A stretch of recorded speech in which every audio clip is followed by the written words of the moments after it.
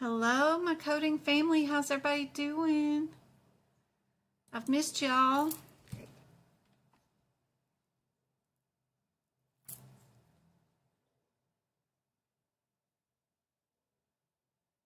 Hey, April. Hey, Makeup. Good to see you. Can I have the cheat sheet E&M chart during the exam? Can't you write it in your books? Anything that you write inside your manuals you can take. The only thing that you can take is a printed version of the guidelines sometimes, but I doubt it now that we're doing them in person. And I know for remote taking them at home, you cannot have anything on your desk except for your manuals. So if there is any cheat sheet for E&M charting, you better find a spot and just draw it in. Hey, Christine. Hey, Beal. Howdy, howdy. How's everybody doing? Anybody got an exam coming up? Anybody taking it anytime soon? I do have notes to buy for ICD-10 and HIPAA. They're on my website at medicalcodingbyjen.com in the shop. And items that are on my website are cheaper than they are on Etsy because Etsy I have to pay eBay fees. Hopefully you get your new books tomorrow. Yay, the fun really begins then, huh? Anybody got an exam coming up? How many we got on right now? 21 viewers. Awesome, we got 6 likes. Just wanted to give a quick shout out to these YouTube members. All of them have been a member of my YouTube channel, like the paid $4.99 a month on the YouTube channel ever since I started it 16 months ago. So I just wanted to say thank you guys for the support. You guys are awesome. I appreciate it. There's several that did all 15 months, 14 months, 13 months. I can't say enough, thank you guys. You guys are turning this into where I just actually want to retire from work and stay home and play with you guys all day long. So hopefully I'll get to do that in May. I don't think my job is really taking it serious that I'm not going to come back and do their annual audits every year. So we'll see. Hopefully they are going to take me serious. We'll see. I'm still playing around with the healthcare.gov whatever website, trying to find affordable health insurance for all of us is the major thing. Mom's lucky enough to have a super low mortgage here that of course I pay, and the utilities are negligible because we have solar panels and we've got the electric car, so it's not too bad if I can just do health insurance and continue paying the mortgage. So we'll see. Hopefully it all works out. But just wanted to give a quick shout out to say thank you guys. No exams for me, no time soon. Aw. Can you go over some coding guideline examples? Questions in a video, please.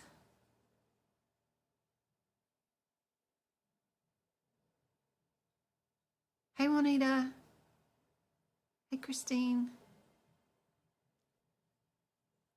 You're very welcome. Well, you're in luck today. I think a lot of my questions that I picked out are regulation, guideline related, and stuff like that for today. My allergies are acting up. It's been raining actually here in Arizona, one of probably 10 days a year. It actually has some sort of wet weather. So I've got rain today, which I don't know why my allergies would be acting up if it's just rain, but they are acting up. This is a question I wrote right before we got onto the live. Do you know what two components or factors of some E&M codes that the emergency room codes do not have? Anybody have an idea on what I'm talking about here?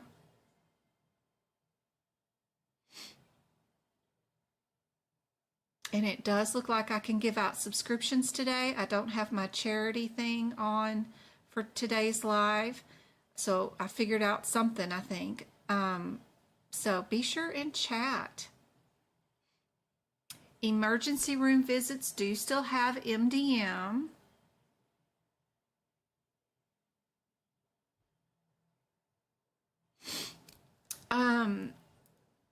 I have 3 levels of YouTube memberships, but it's because YouTube had me have 3 levels. When they gave us memberships, they only required us to set up 1 membership, and I did that for the $4.99. And then they came back like 6 months later and said, you need to pick 2 more levels. And I didn't want to charge more, but I did put 2 more levels down. But that's just based off of you guys wanting to increase the support amount. So each level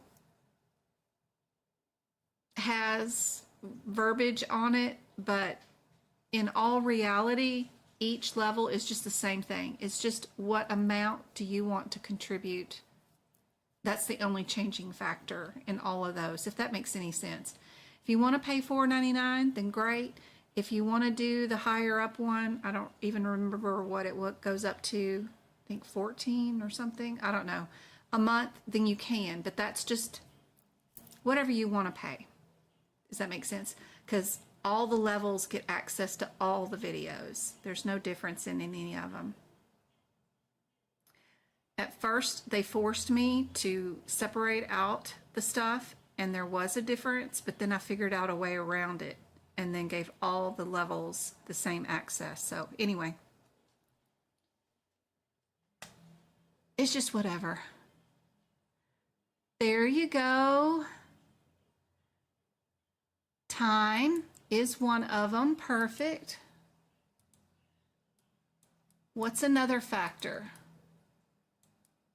or component that is not part of emergency room visits that's usually included or is a factor in a lot of the other E&M visits? Anybody else got another one? Yeah, new or established. Perfect. Easy peasy. That's all. Yep. That's it. AAPC loves their acronyms. Can anybody figure out what these are and where would they be located in your manuals? Oh, I'm happy to help. Happy to help, guys.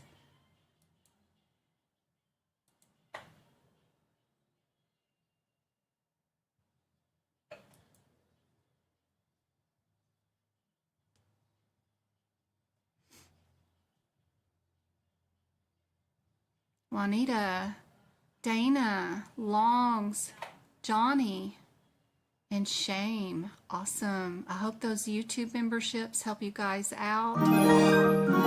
You now have access to all the exclusive info. Like I have videos where I posted some educational ones today that are course material.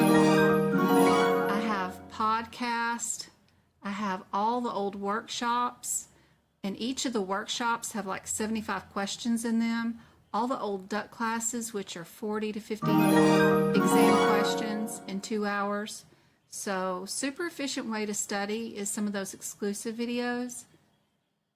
So I hope those subscriptions help out. I will definitely be giving out some more during this live, so be sure and keep chatting and participating, because I think the more you chat, the better opportunity you got to win one.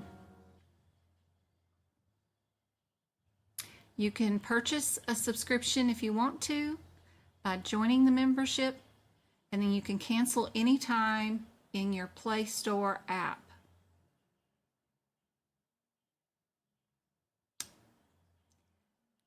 April got the lab one done. If you look around page 600 in your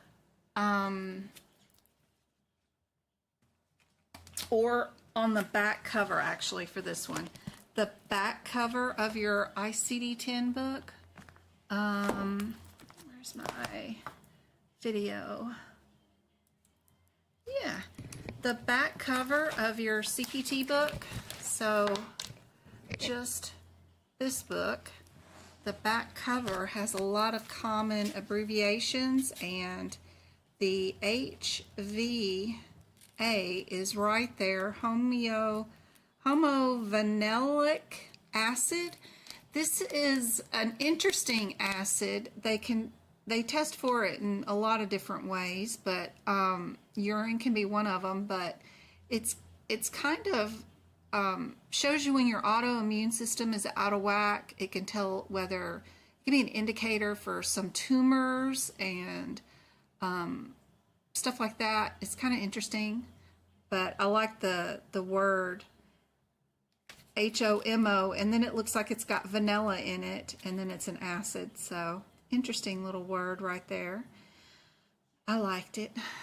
DART. Anybody know what DART is? Where would you find that one? Because that one may not be here. DAST is here, but DART is not here. Where else can we look in our book? Hey, Monica. Good to see you. I know some of you guys are driving. I know, Juanita. You still waiting on one of those subscriptions. I'm going to be giving away some more. Yep, page 612 or around 605 or whatever in the 2023 book. But if you're in the 2024, 612, you said? Yep. We've got some more acronyms here. It's got like 3 or 4 pages of acronyms, and our DART is right here. It's for direct analysis in real time, is what that one is for. Knowing how to utilize these books to be able to find your notes really fast helps out. Knowing that you know how to use the books, plus you know where to go, it's a great comfort. Be sure you know where this back cover is. ESRD is often on the exam. JVD has been on the exam from time to time. That one's not back here, but we wrote it in. So that kind of stuff is super helpful. Be sure, even just knowing the release dates and the effective dates on codes and where to find these calendars is also super helpful on the exam. We've got 2 of those in this book. Be sure you know where to find both of them. Even your HIPAA has one of these calendars too, so be sure you know where to find both. Anybody know what NFC stands for?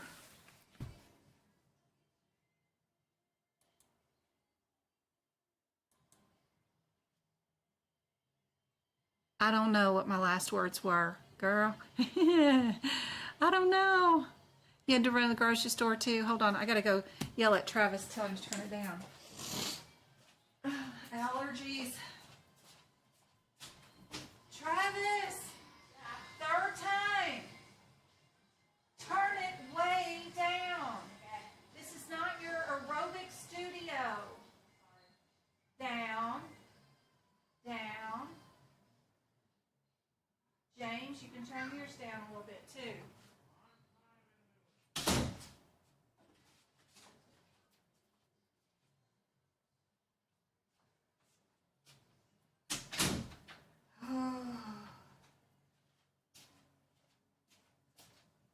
The testosterone is flowing through this house today. Oh. FC. Sarah, thanks for joining the YouTube Sarah club. Waffle has become a member. Thank you, thank you, thank you. I hope it helps you out a whole bunch. Just those workshops. Go to the playlist tab. It sorts the videos by playlist. Find the playlist that says workshops. Then you can start playing the video and pause the screen. And then you can set a timer on your desk. Give yourself 2 minutes and try to find the answer to each one of the questions. And then as you get better and build your skills of finding the codes, turning the pages, knowing where to find answers, you can back it up to about 1 minute and 50 seconds per question. You get really good at that and that timing, then you know you're going to be ready for your exam.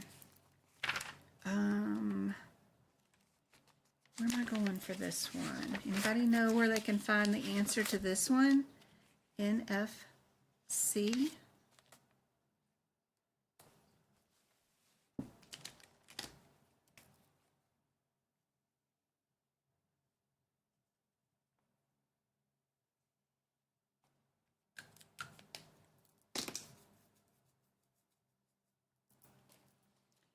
Thank you. It's near field communication. Might be. But I was thinking around page 26 of your CPT book. And I was thinking about your nursing facility care places, right?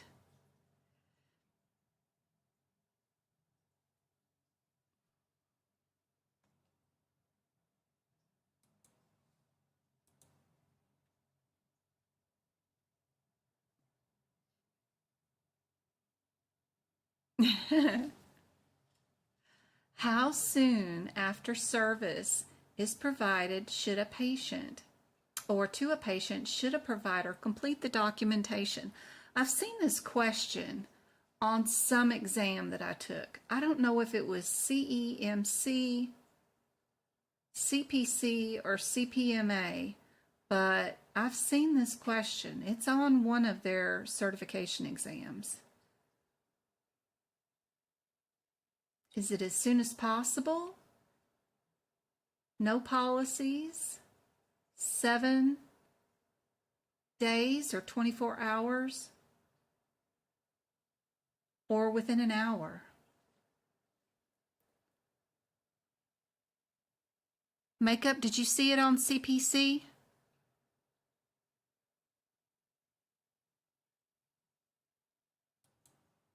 Sorry, guys.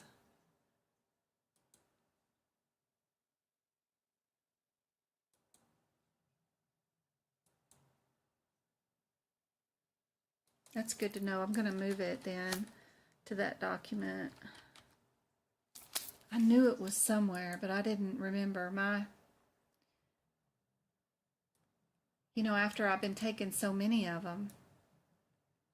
And plus, I like to take all the certification exams that I sit for twice. I try to intentionally fail them the first time so that I get to see the exam twice. So my brains. Which exam was that? I know I've seen that question.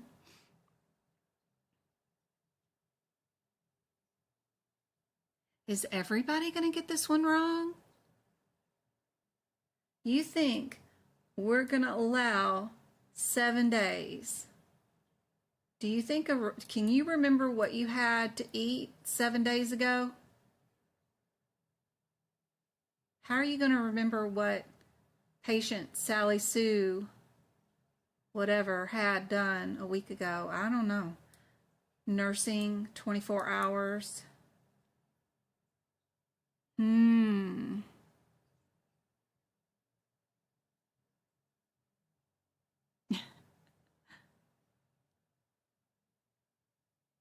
It was a grasp. It's all There you go. There you go. they will have some policies and procedures of some sort, usually in facilities, but yes, A is your answer. Yes, yes, yes. A is your answer. So if this question has been on the CPC exam, you know what you need to do. You know, you need to make sure you go to somewhere in this E&M book, CPT book, and be sure and write that MD charting equals 24 hours or at most a few days. It's funny, but that's the verbiage they want. So be sure you've got it in the book somewhere. I'd love to know where you find this answer. I doubt it's in this book. I've read it in the CDEI course material in their study guide, but I have not seen it in a CPT HIPAA. I bet it is in the HIPAA if you have AAPC's version of the HIPAA book, because actually I should pull this up on in the invite a source and do a word search. But inside AAPC's HIPAA book, they have the general coding guidelines from CMS in the back of the book. And I bet it's inside those guidelines in the HIPAA book. But if you have a different version of the HIPAA book, it won't be in there. But AAPC's version of the HIPAA book has 800 pages in it. I'll go look for that after we get off the live. Developing internal policies is beneficial to every hospital. All of the following are examples of appropriate policies except for one. So you're looking for one incorrect answer. Is it for late entries, timeliness, risk prevention, or record retention?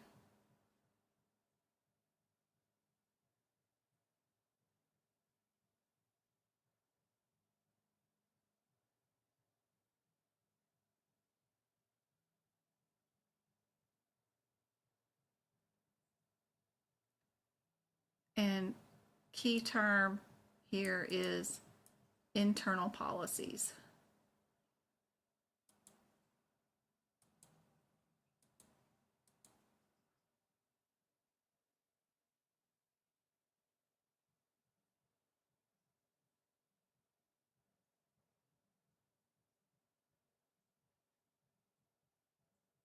A's, D's, C's.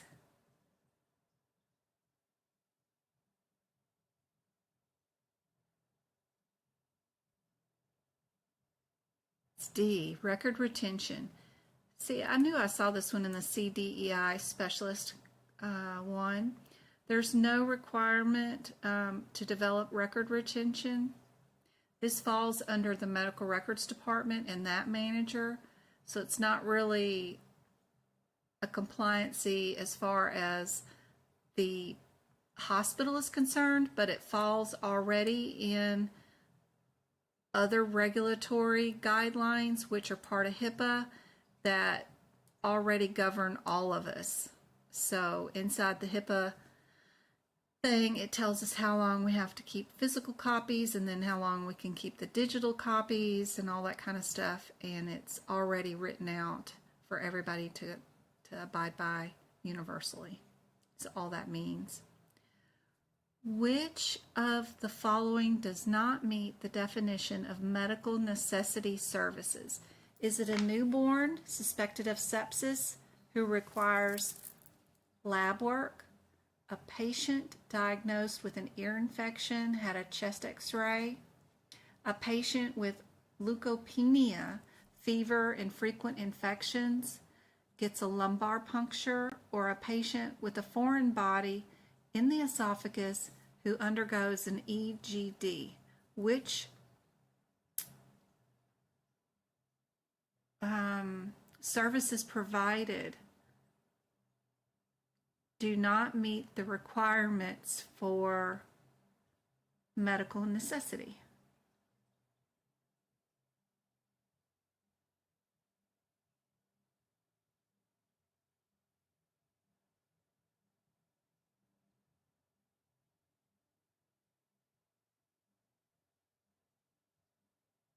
Most everybody's got that one. The chest x-ray for the ear infection, super easy. Yeah, it's gotta meet medical necessity.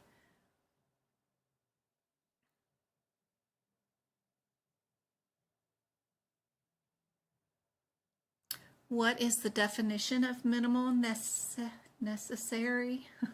Is it past, present, and future? Is it protected health information? Is it covered entities? Or information that includes?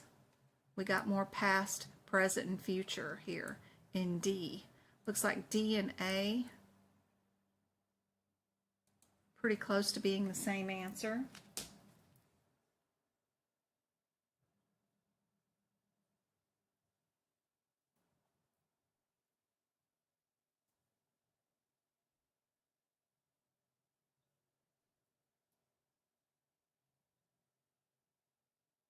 Minimum necessary. What is, okay, how is our American healthcare system set up?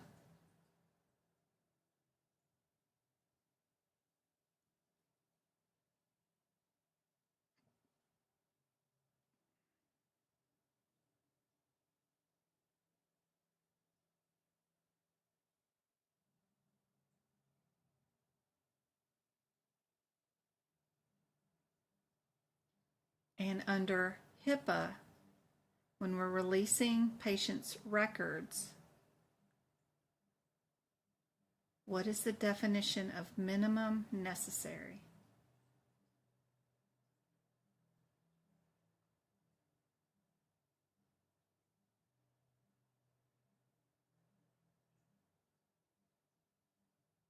Yep, C. It's our covered entities. They have to take steps to reduce or limit the use and disclosure of or request for protected health information. Minimum necessary standard is a key protection of the HIPAA privacy rule. So it's just make sure that everybody takes steps to limit the disclosure of protected information. Does anybody know which of our 3 manuals is protected? Is it CPT, ICD-10, or HIPAA? Which of our 3 manuals is protected? Jugular vein distension.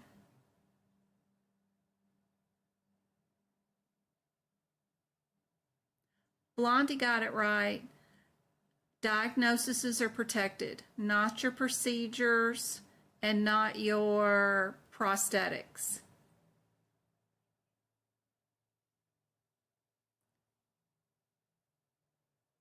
So I can go out into the lobby and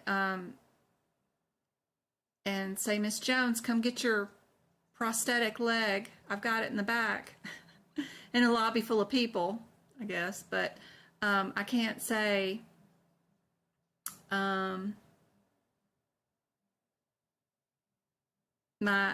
amputee, Miss Jones, come back and get your prosthetic leg, right? Because her being an amputee is protected, right? Because that's a diagnosis. It's funny. It's silly. ICD-10 is the only one that's protected. Which of the organization is responsible for administering and enforcing standards within the privacy rule? You learned that the hard way. Yep. Everybody does.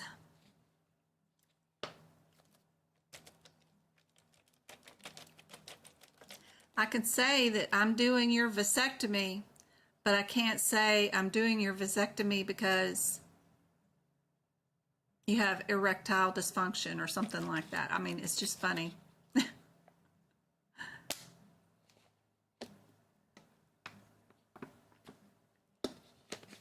Howdy, howdy, Kiva.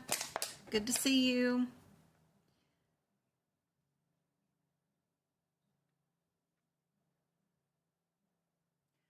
privacy rule is dictated by, yep, some of you guys have been with me long enough to have seen this question. Most people get it wrong the first time they see it, but if you've been with me long enough, you know it is the Office of Civil Rights, which is funny, right? You wouldn't think that privacy rules are handled under civil rights, but it is. Hydria has become a member. Yay! Thank you for being a member of the YouTube membership. I hope those workshops and classes and podcasts and extra educational videos are super helpful. I posted one today about all E&M and facility coding, and it goes into modifier use too, so I thought it was a really good video. What is not the purpose of documentation for patient services? Is it reimbursement, providers' records, clinical research, or quality of care? What is not the purpose of the documentation of patient services? What's not the purpose? Why one of these is not the reason why we make documentation.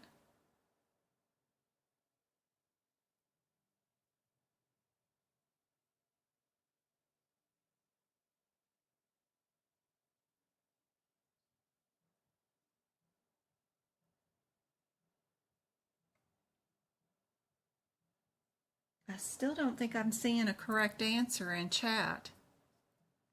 I finally got y'all stumped on one.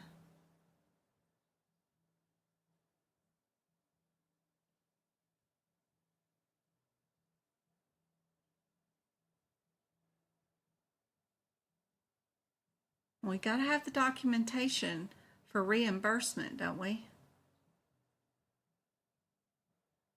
We got to have documentation for clinical research too.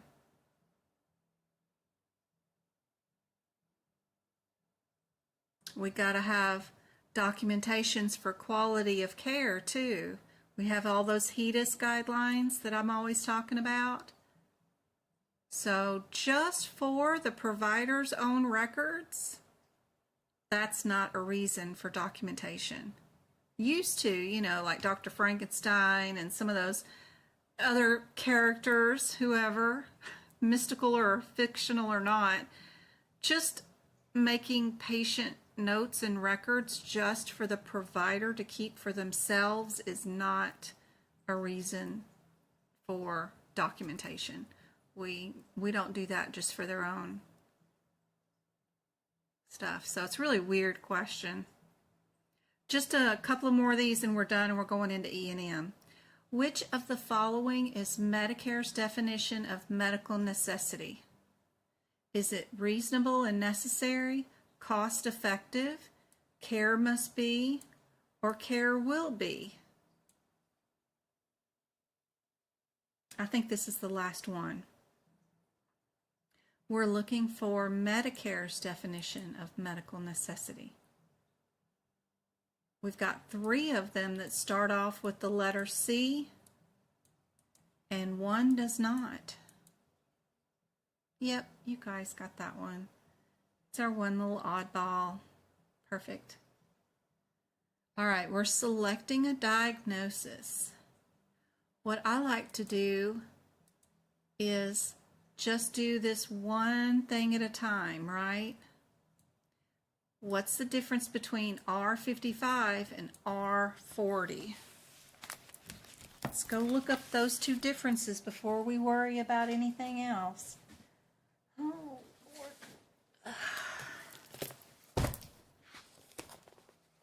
R40, we're both in symptoms. Both of them are in symptoms. ABCD.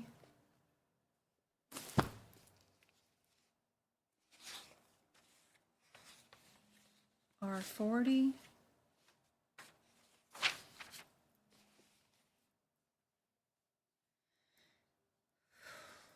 R40. Stupor or coma? What is R55?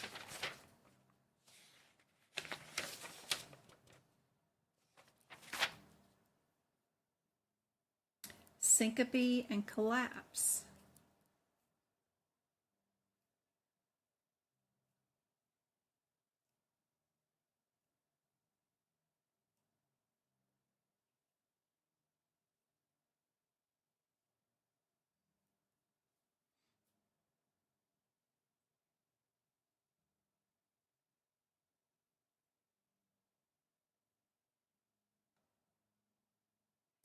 The patient is conscious.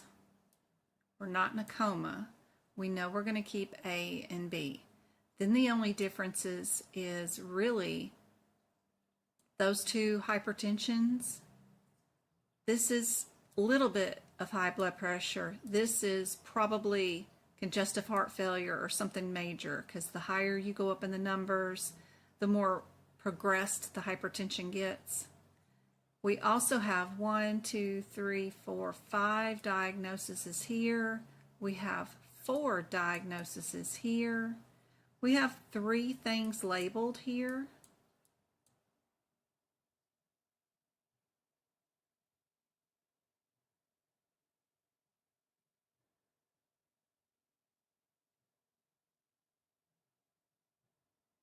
And since they're just saying hypertension, nothing fancy,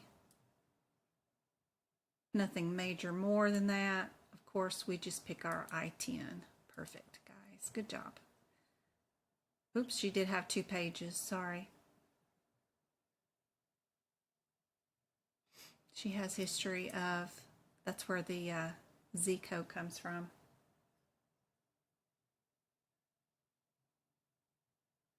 And A is our answer. You guys did it even without it. What about this one? What instruction does the coding convention under the diagnose R87.82 provide?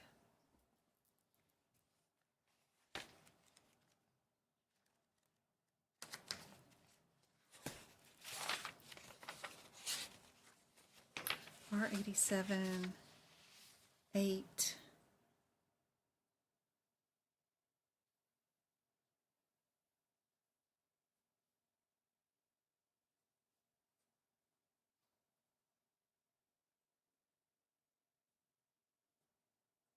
Are we doing should never, should be, should be, should be? We've got one that says after, one that says before, and we've got one that says instead of.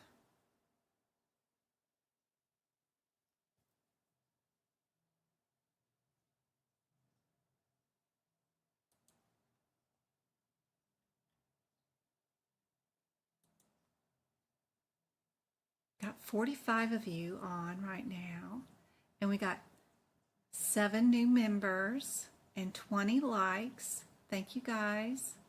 I hope the advertisements aren't blocking too much of the feed.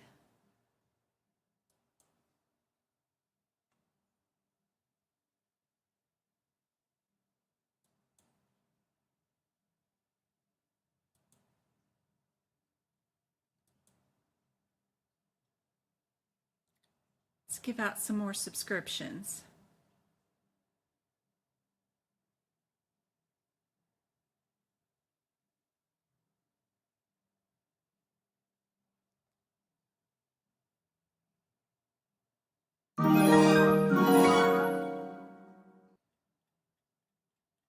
Hey, Twinkle, Angelique, Brittany, Jacqueline, Sierra, and Julie. Congratulations, guys. That's 10 for tonight. That's awesome.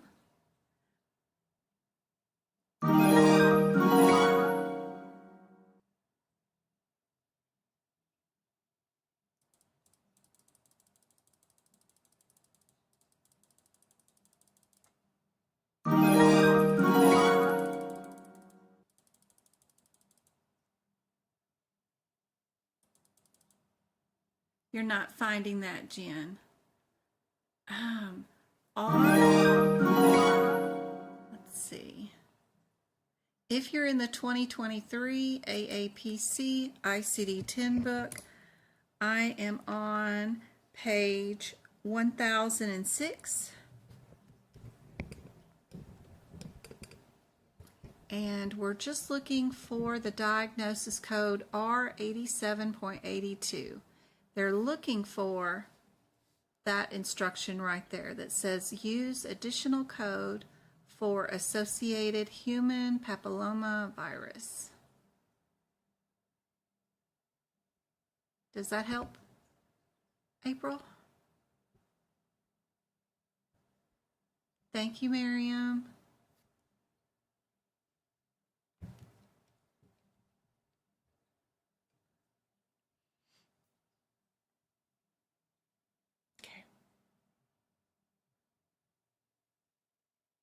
Got to get good at finding these codes, and this is excellent practice for that, for sure.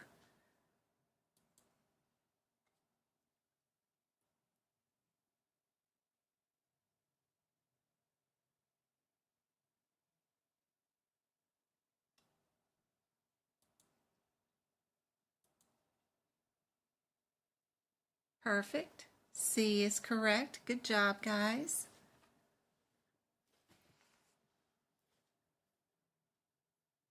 I hope those videos help you out a whole bunch, guys. Which of the following is a complete diagnosis code? Which one is coded out to its fullest extent? We go to I-83.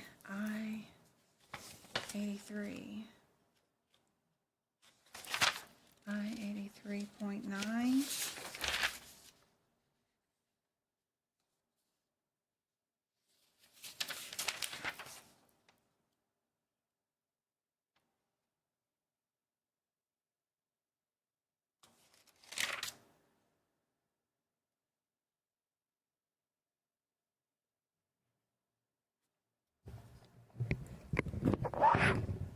We'll see that I-83.9, you can add a 0, a 1, a 2, or a 3 to that, and you would end up with 5 digits. So we know it cannot be the I-83.9. That's what we mean by out to the fullest extent. If the code continues on and has additional acceptable areas coded out, if we knew whether we were right, left, or bilateral, then that code is not coded out to the most specific. So we know it's not A, so go down the list, see if it's B, C, or D.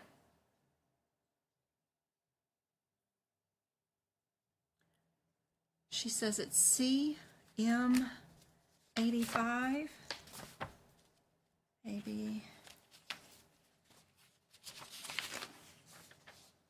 M8566.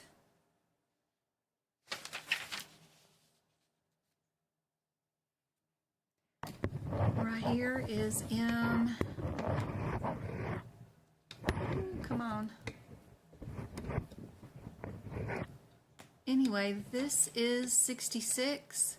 It does have a 66.1, a 66.2, a 66.9, if we knew if it was right, left, or unspecified. So it can't be C either. Yeah. Isn't that crazy how it's D, the one code that you think that is not coded out to the specificity? Because it's only 3 digits, right? But that's the only code we've got for that code, and that's it. We can't make it any bigger or littler. A, B, C, D, E, F, G, H, I, J, and then K. Yeah, I do not dabble in the alphabet all day long. All you medical records personnel that used to have paper charts. Y'all got real good with that alphabet. K30 is all by itself. There is no other additional ways to code that one. It just goes from K29.9 to K30 and then skips to K31. That's it. There's no other additional numbers we can add to any of that. So it is our K30. They might ask you weird stuff like this during the exam, and I think a lot of times it's here just to make you freak out. There are some new K codes for the 2024 year, and I wrote them in my 2023 book right here. So K35 200 got a 201, a 209, and all I did was just write them down right here next to the K35 twos, 220, but then it goes to 30, 31, but I just used this sidebar and wrote them in right here. But I did this throughout the entire book. It's not a bad year. If you wanted to keep your 2023 book and just add in the new codes for 2024, you can do it. I've done it. I took pictures of what I did and what I typed out what was actually new, so that in case you can't read my handwriting, you've got another page that goes with it that's got it typed out so you can tell. But you can actually change these books and add in any new codes you wanted for 2024. I think the document's like $15 if you want it. It's in my shop at medicalcodingbyjen.com. There's a couple of more K codes. Short bowel syndrome. Short bowel syndrome unspecified, or intestinal failure is a new code. But I just wrote them in where they would go, and there seems to have been lots of extra little space if we needed it, so not too hard. But if y'all wanted it, it's available. That way you don't have to buy a whole new book. But I also was saying that I think some of these weird questions like this, where people don't know how to find the answer or don't know what they're looking for, are there just to psychologically slow you down and throw you off. So I like finding these weird questions that do come up on the exam, but I just want to make sure you guys don't freak and you know how to handle it and go find the answers really quickly. Just start at the top of the list and work your way down. Don't worry about having to go look up all 4 codes. Just get her done. And don't guess. Just go look. Fixing to get into E&M questions. I think after this one or the next one. Which of the following conditions is not included in D68.2? How do you find that? Do you know what the heck they're talking about? D68.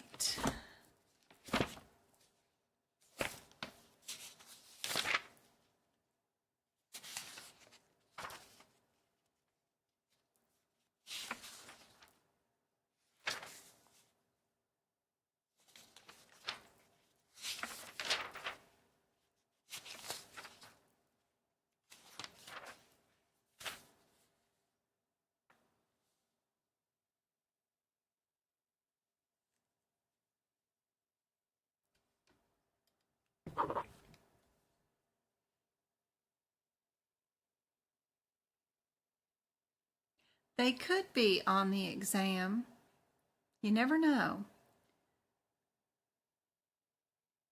You'll have to let me know when you take your exam. If you can't find a diagnosis, fold down that page on your ICD-10 book, and then when you come back to it afterwards, you can let me know that you couldn't find one of them on that page, and I'll let you know if there was any new codes on that page or not. And you'll let me know whether there is a new code on there or not. They could pick one. It will only be one question. I mean, if you get one wrong because you don't have an updated book, don't stress. But you've got 99 more that I'm sure are not updated. But it could be. I don't know. On this question, we've got our D68.2, and here underneath it, it lists out a bunch of diseases. So all you're going to do is go here and find the one that is not included there. Is that Rosen thing here? Is the congenital, or the orins, or the proaccelerin? Which one is not there? There's those two. So we know it's not C or D. So it's got to be A or B.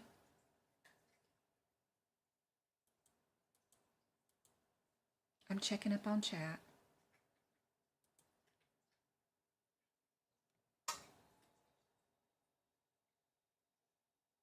Oh, good, April. Cool. Thank you so much. That'll be awesome.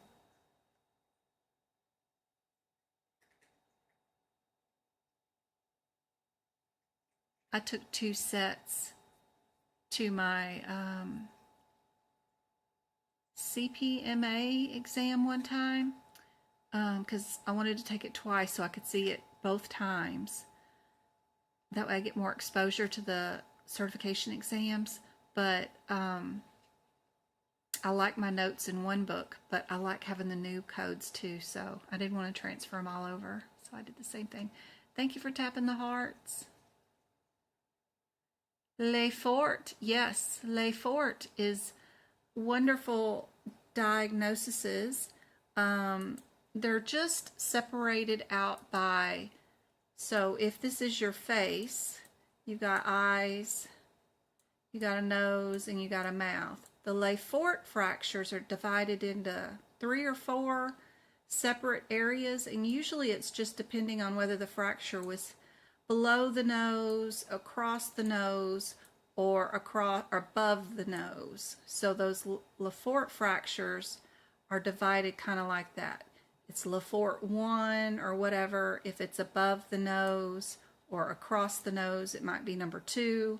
And number 3 might be below the nose, something like that. Travis always draws my anatomy picture for the CPT book where I draw out where each fracture is in the CPT book in my notes. And I have to have him draw the skull because he does a much better job than I do. But does that help? Is that helpful about the Lefort fractures?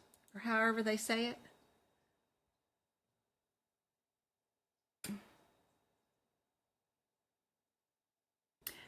This one is A. Good job, guys. Good job.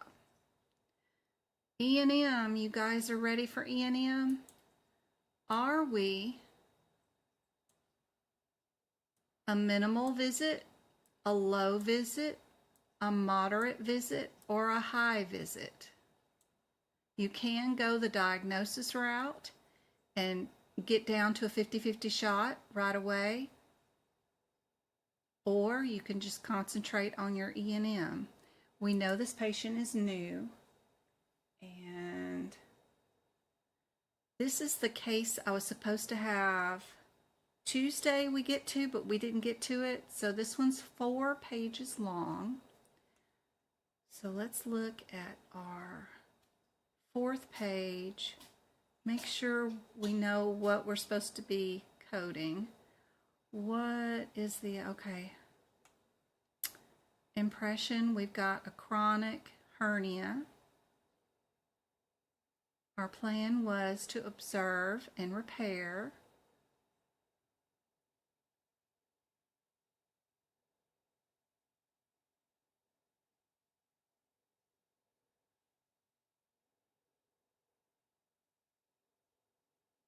They gave the patient the phone number and told him to call to make arrangements. Gotta love it.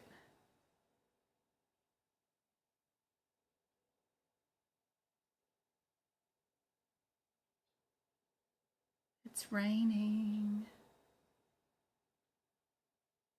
It's raining.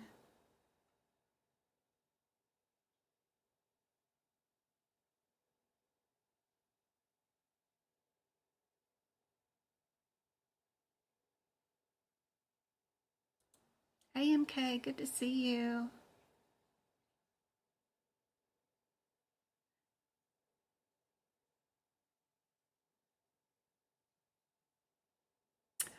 Which one, MK? Was it the one about the disease, the ICD-10 one, or this E&M question?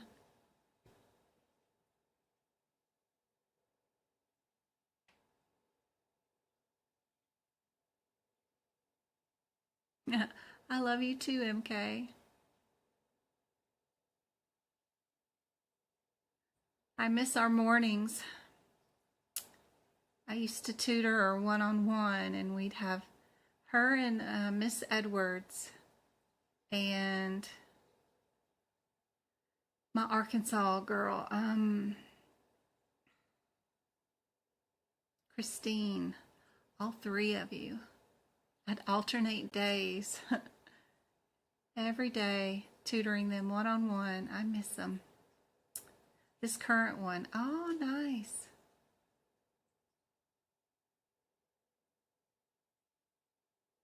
I miss her. I hope she's doing well. I see she's still juicing on her Instagram pages. She just looks beautiful and radiant as always. Juicing away. Whoops. Yep, you guys are correct. You are moderate on this one. I'm just copying it and posting it on our page that I've got where people tell me what they thought they might have seen on their exams. That way it helps me out later on. So for this one, they're saying that the condition for them having a chronic condition that is exasperated was moderate. There was no data, so that was minimal. And then they're electing to do a surgery without any risk factors, was still moderate. So they did bill a moderate on that one. What kind of code is a 99382? What code is that?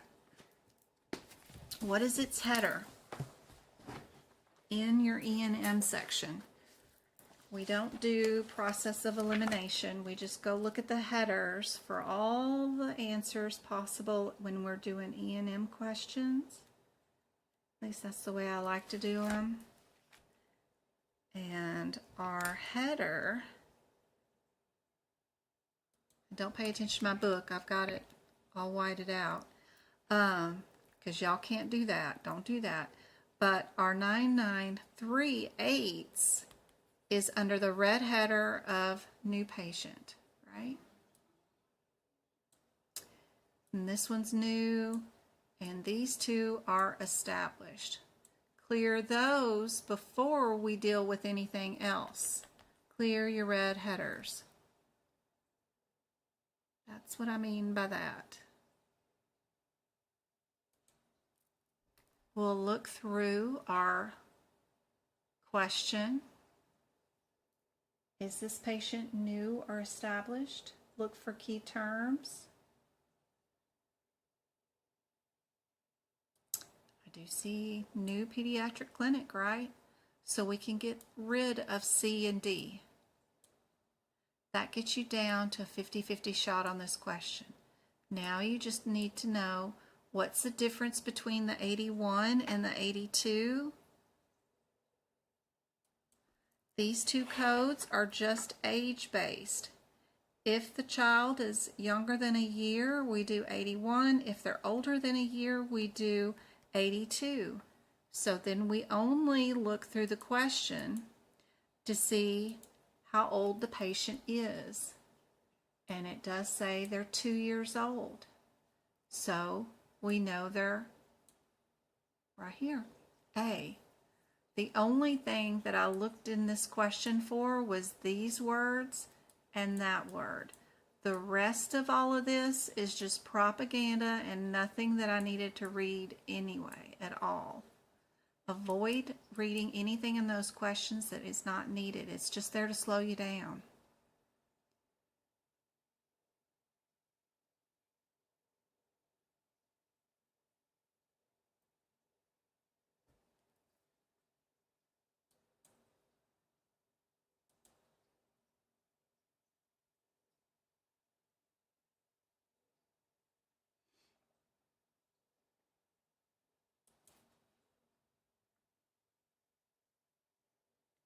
Are we a hospital, a custodial care, nursing facility, or observation? This was the question that I had posted yesterday on my YouTube channel under the community.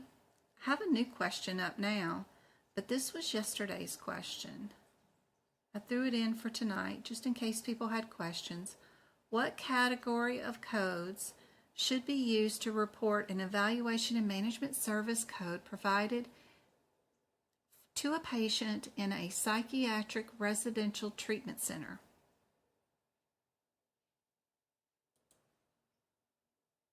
I got 48 of you on.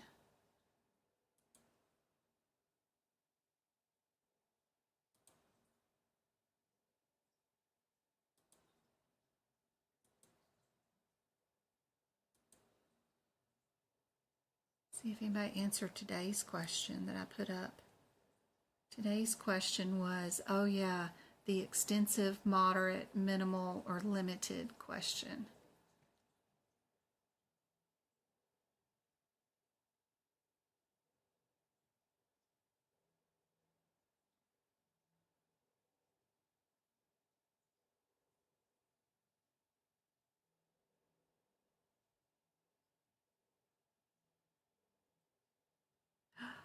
Is that 1 million? Is that how many zeros that is? 1. YouTube just sent me a thing saying new achievement 1000, comma 000 views 3 days ago. Your videos are getting a lot of interest and playtime. I've got 1 million views. Yay! I can't wait till I get 100,000 subscribers. That's just free subscribers. That way I get the little plaque from YouTube. Huh? That's cool. Sorry guys, I was looking at YouTube stuff and got distracted. I gotta send that to the IT director. They'll like that. Because he's the one that convinced me to get on YouTube. I was like, no, I like TikTok. I don't want to learn nothing new. I fussed the whole way. And then I've been on there for 15 months now. Yeah. Got 1 million views. That's cool. I guess.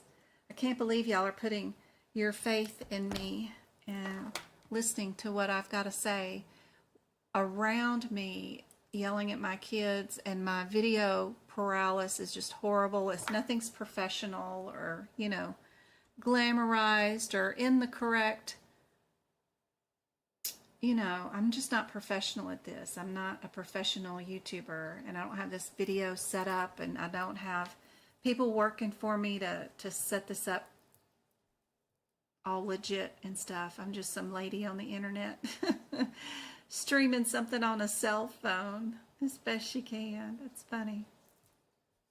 I think that's great. All right, I'll try not to stay distracted. Option B is deleted. Good job. That one is deleted. We know we can't code that one, but the answer's still there just in case it confuses people. So you know it can't be that. We're doing psychiatric. Would that be admit hospital, nursing facilities, or observation services? You sure do got to watch those psychiatric residential patients, but it's not really the definition of what they're using observation for. Thank you, Maisha. That's awesome. Thank you, Sam. Sam, you've been around a long time, Samantha. So's Blondie.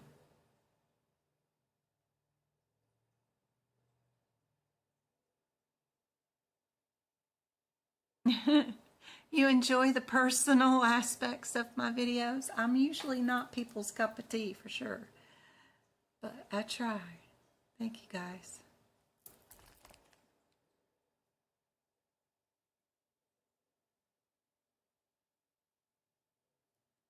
That's crazy.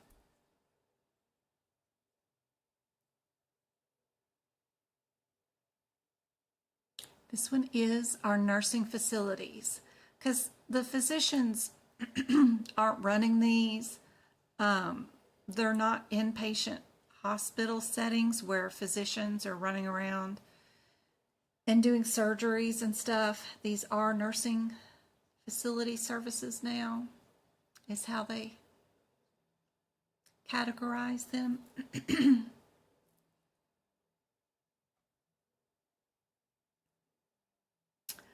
What about this one?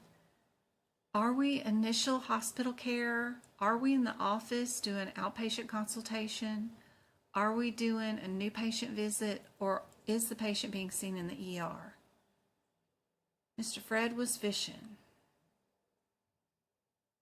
He goes to the ER.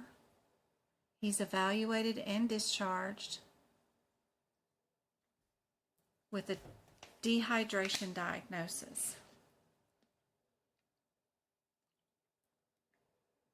How do we report this visit? If I'm taking my CPC exam in 2024, but they say I can use the 2023 book, how would I know how to code this on exam?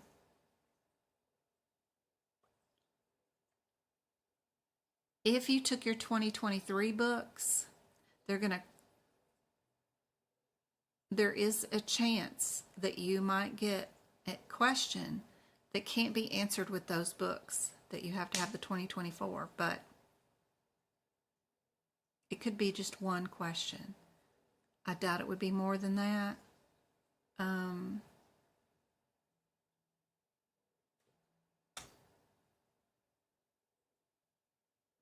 And I've got 2 documents in my shop that will turn your CPT book into a 2024 book. It shows you which codes to delete, which ones to write in, and then I've got one for the ICD-10 book. If your exam's coming up this weekend, don't worry about it. But if you've got a couple of months, then it might be worth it to go on and put the new codes in your book.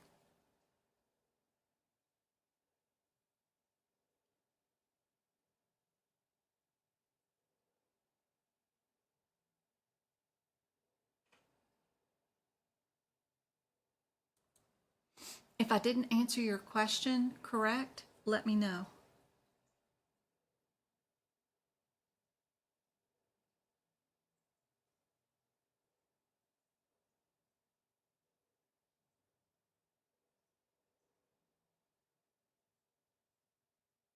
Aw, thank you, Samantha. If I'm taking the 2024, but they say I can use the 2023 book, how would I know how to code this on the exam? I don't know, Marianne. I hope I answered that well enough, Marianne. I'm not sure if I got the whole gist of your question. Straightforward is great. E&M is hard. It is. I refused to learn it when I took my certification exam back in 2019. It was just too hard. You're welcome. Okay, good. This question right here is just an emergency room visit, nothing fancy. He went to the ER, got seen in the ER, and discharged out of the ER. He's fine. This one, let me reduce the size of this. Are we extensive, moderate, minimal, or limited? This is the one I have up today inside of our YouTube community, posted as a quiz question of the day. I try real hard to put a new question up every day. I hope you guys are seeing that as YouTube subscribers and members. Something fun y'all can interact with and try to do. We understand what extensive, moderate, minimal, and limited is. Now you need to go down to the last sentence and see what it has to say. Even though this is an E&M question and it's written differently, doesn't change our process. Look at your answers first. That's step number 1. And then step 2, don't forget to go to the last sentence and read it first. Before you look at anything else inside the question, always go look for your direction of where this question is going. That's always that's always located as the last sentence in all the E&M questions most of the time. 99% of them, because you're going to end up reading all of this, and a lot of people will assume what they're supposed to be coding, and they skip the last sentence trying to hurry up and answer the question. But that last sentence is more important than reading the rest of the question. So based on the information, what is the level or amount of complexity of data reviewed? So the only thing that I'm going to be looking for in this question is for data.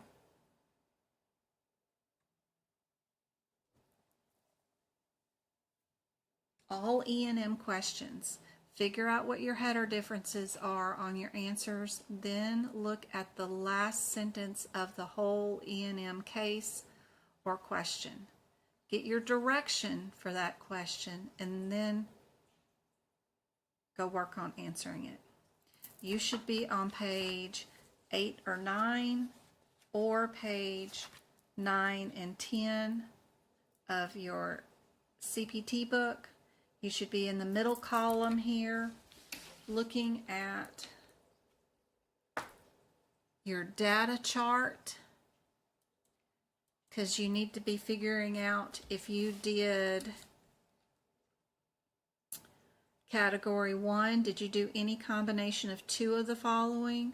Or did we do any combination of 3 of the following?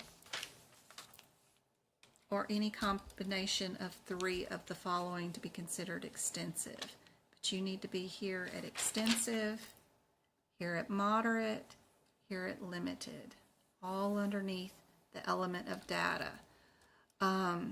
This element is for your problem list. This part of the chart is just for data that was reviewed or ordered. And then this part of the chart is all for risk for the physician based off what they did, their plan. So 3 parts of this chart. I refuse to learn all of this for my E&M test, but our test was 150 questions back then, and we had a lot more leeway because we had more in like asthma, or anesthesia. We had more questions there. We had more cardiovascular questions, and more musculoskeletal questions, more lab and path questions. We could get away with not knowing as much in E&M. Now the exam is more focused towards E&M. You can end up having up to 16 questions in E&M, so now you just gotta learn it. And they keep changing the rules on E&M. I hope they've finally stopped with updating and changing the rules on E&M for a while. Oh, you got kicked out? Darn. Only an MRI was ordered, but seems like moderate, but she has a mass. We're not worried about her diagnosis, MK. Remember, we're only looking for data. Don't look for things that is not needed. We don't need a diagnosis. When you're looking at data, what did the doctor do that was data? The doctor reviewed records from the primary care physician. There's 1 point for data. What else did the doctor do? The doctor reviewed results from previous ultrasound. There's another point for data. The doctor also ordered an MRI. There's another order for data.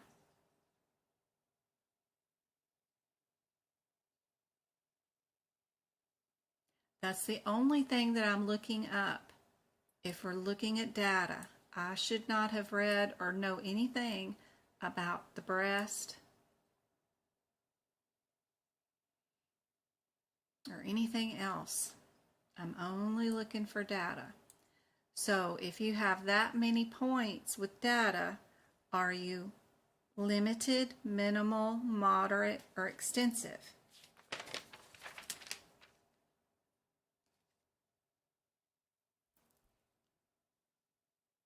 And did I miss anything?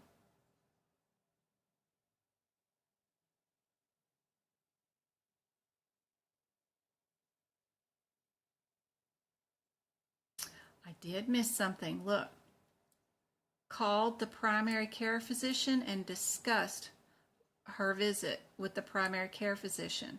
That's more data. Down at the bottom of the data thing where it says category 3, discussion of management. That's more data. So now we have 4 points in data. I have this document that I'm working on. I worked on it all year long last year, and I still haven't, I don't know if I'll ever release it for you guys, but I keep trying to finish this here. One of these days I'll finish it, but I've got this point thing here that's the problem list. This is the amount of data. And if you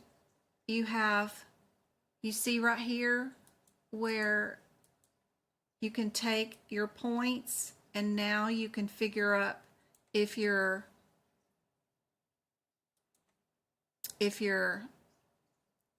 what you are based off that point value system.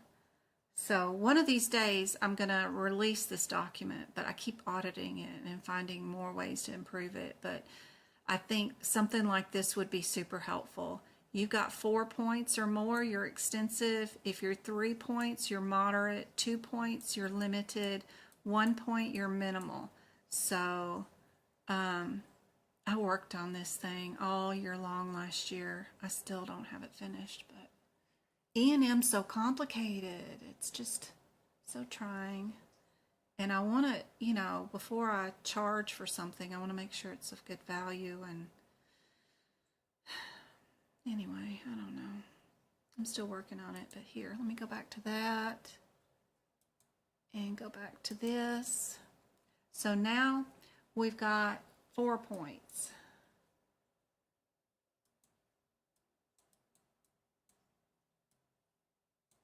So now you know you're extensive. So just for data, we reviewed prior external notes. We reviewed a unique test. We ordered a unique test. We talked to an independent historian, which was the PCP.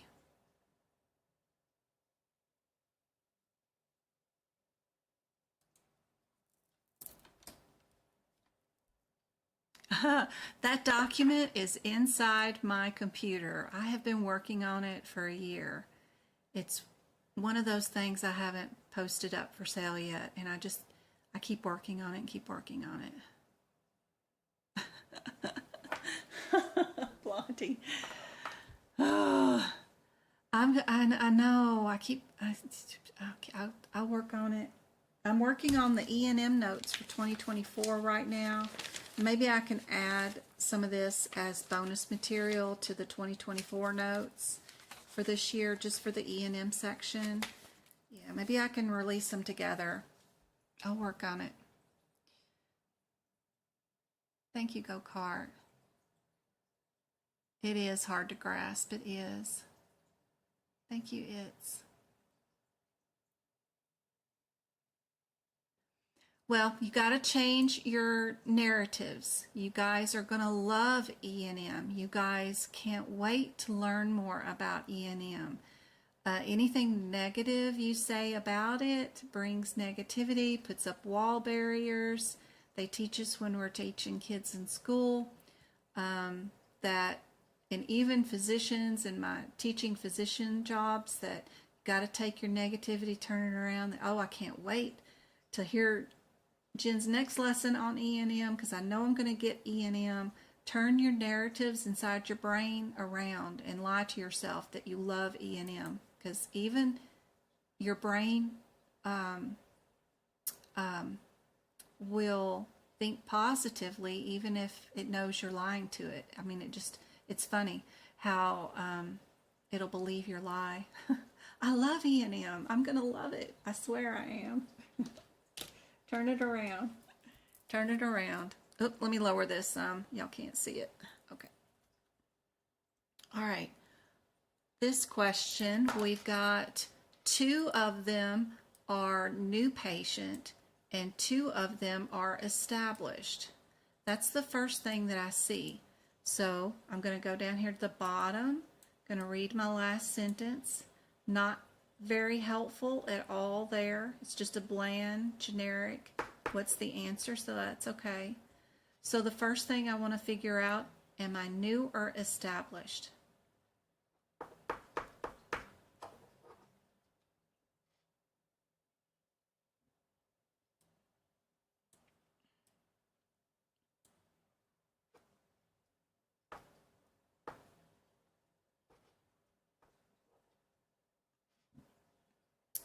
The patient is not new because the patient already saw a physician in the same neurology department who's on medical leave for the last couple of months. So if you've seen a physician of the same specialty in the same group, then you are still established. You are not a new patient. This patient has already established themselves with this neurology department. Remember, you love E&M. You love finding out new things about E&M, right? This is fun, right?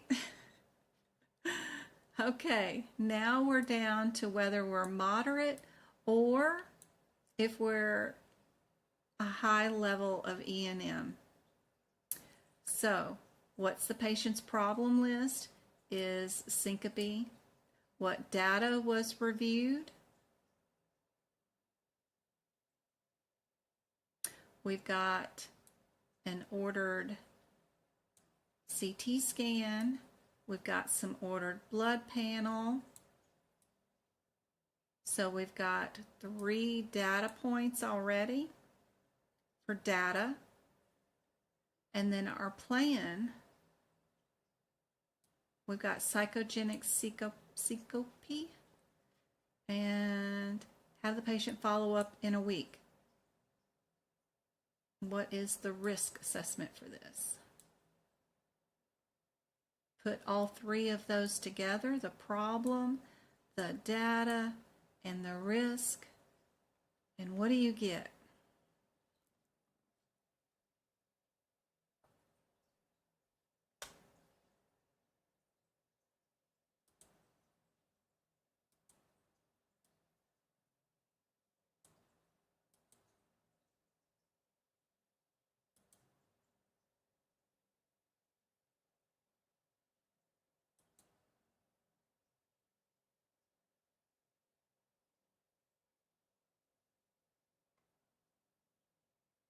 Let's give out some more memberships. That will be 15 given out today. I couldn't give out any on Tuesday, so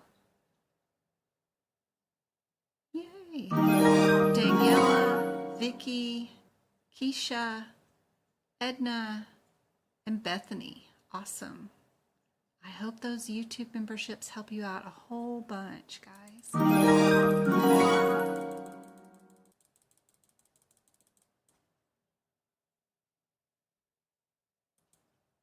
We didn't send her to the hospital. She's not circling the drain. So I'd feel confident in giving her the 14. We also have the diagnoses here to give out. Would she be in the F section? Would she be in the R section? She is a C.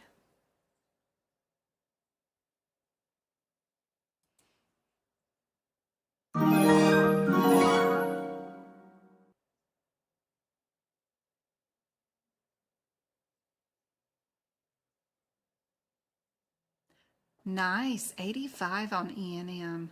Wonderful, MK. I don't even think I could get an 85 in E&M. It's always rough.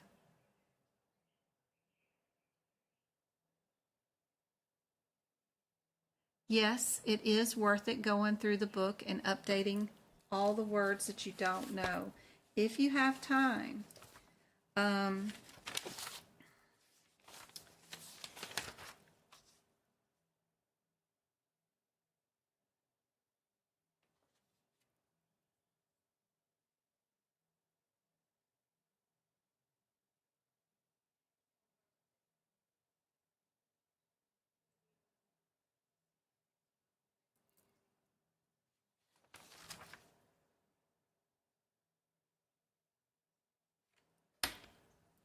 That's what I do in my notes. So I was trying to find a quick example. But like if you don't know what paring or cutting means, then I put scraping over the top of it. If you don't know what hyperkeratonic means, that's just a thickening or tough protein. So anything that you don't understand what it is, it's always cool to go put the definition. Now, do you need that for the exam? No. What you need for the exam is just what I have written as the one word differences over here. This is bonus material, of course, for the exam, but you don't have to have it, but it's nice. I just defined some of the words just in case. If you have time, do a few pages in each section. You don't have to start at the beginning of the book and work your way through the entire thing, but do, you know, some words in integumentary. Go do some in muscle. Go do some in the female reproductive system. You know, you don't have to do every single code, but try to look for some where you don't understand what that word means. And yes, write the definition. It's always helpful. Select an appropriate discharge status. Selecting the appropriate discharge status is necessary because of what? Is it because the discharge disposition alerts the payer where the patient went after discharge? It means it will affect how the claim is paid. It has no effect on the inpatient stay, or will aid in coordination of care.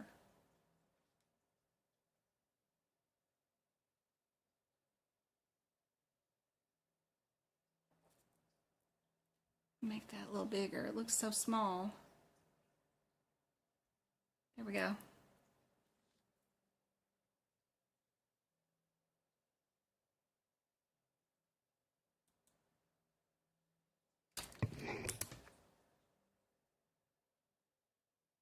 Hey, Sunday Mom.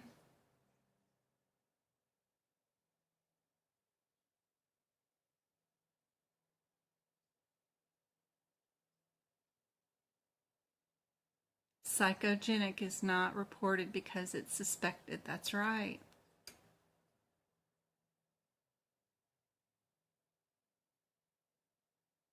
It's pretty similar.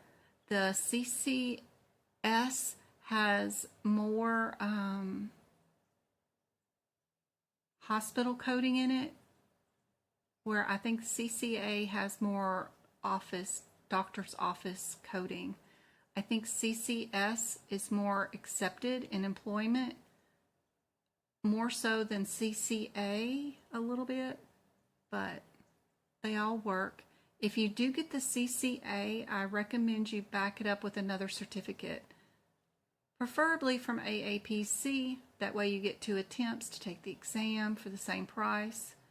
You could even do like CRC or something that doesn't have an apprenticeship with it.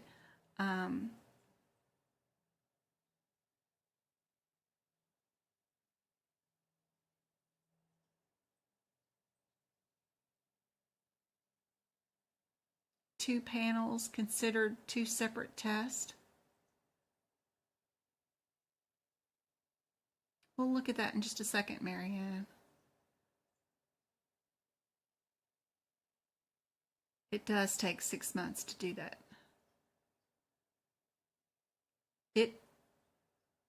Musculoskeletal is crazy.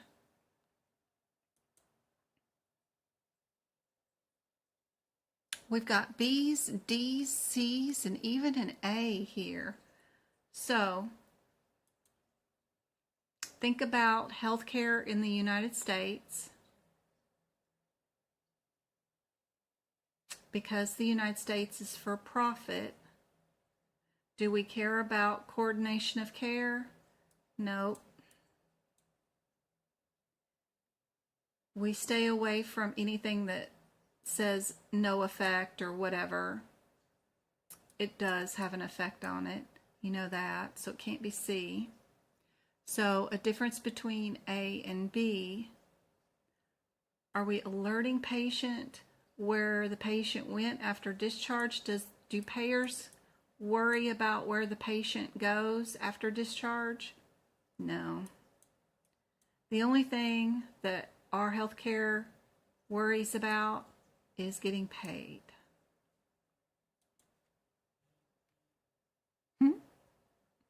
Answer B is the correct answer. Funny. Okay. You said something about lab panels. What the heck?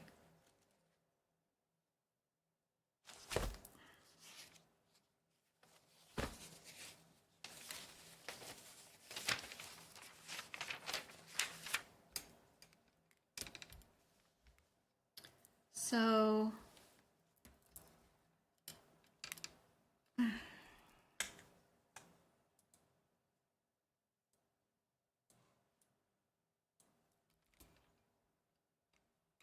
is that considered two tests?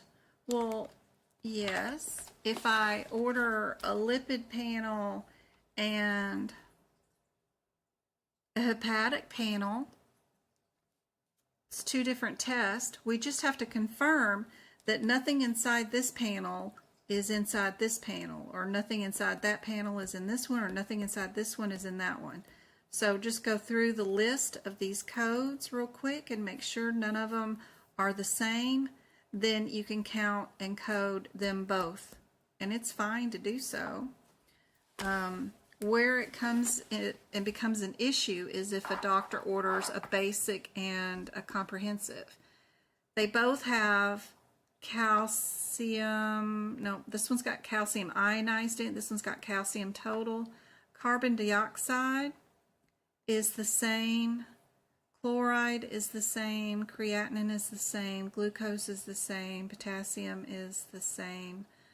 And sodium is the same. And nitrogen is the same. So the only thing that is different between the basic and the comprehensive is the calcium. This one's ionized and this one is total. So what you would do is just order this panel, but then order just that CPT code, the 2330, so that you got the extra calcium that the doctor wanted. You wouldn't order that panel with this panel. You just order that one test. But you can order multiple panels. You just have to make sure they don't cross-contaminate each other. Kind of, sort of. You know what I mean? Does that answer your question?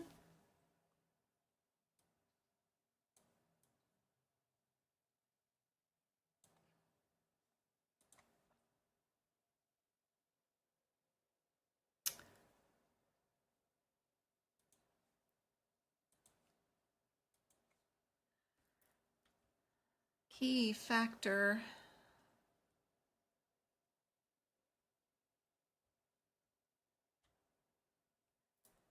in determining inpatient status is admitting orders, number of days, acuteness of patient illness, or specific disease.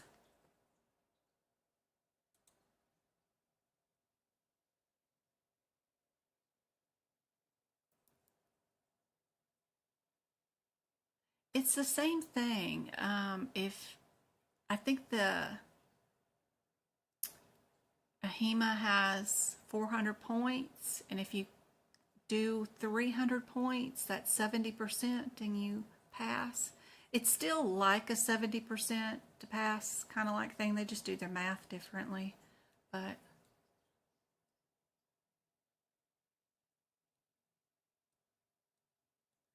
You didn't understand that question. Okay.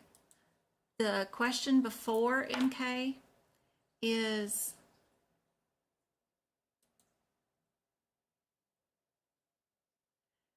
discharge status is important because of what? Does it alert payers that the patient has been discharged? Does it alert payers about things being paid? Does it alert payers or have no effect at all? Or does it discharge, aid in coordination of care? Discharge status is necessary because of what?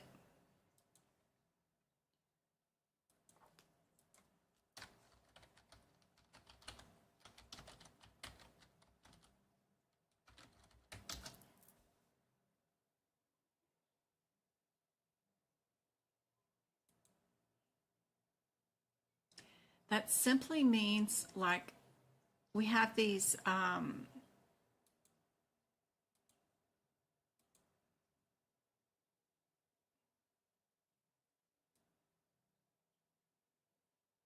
me grab these real quick. I had to pull them up. So for this question, I probably ought to put something like this to go along with it, because there are discharge status codes that you can bill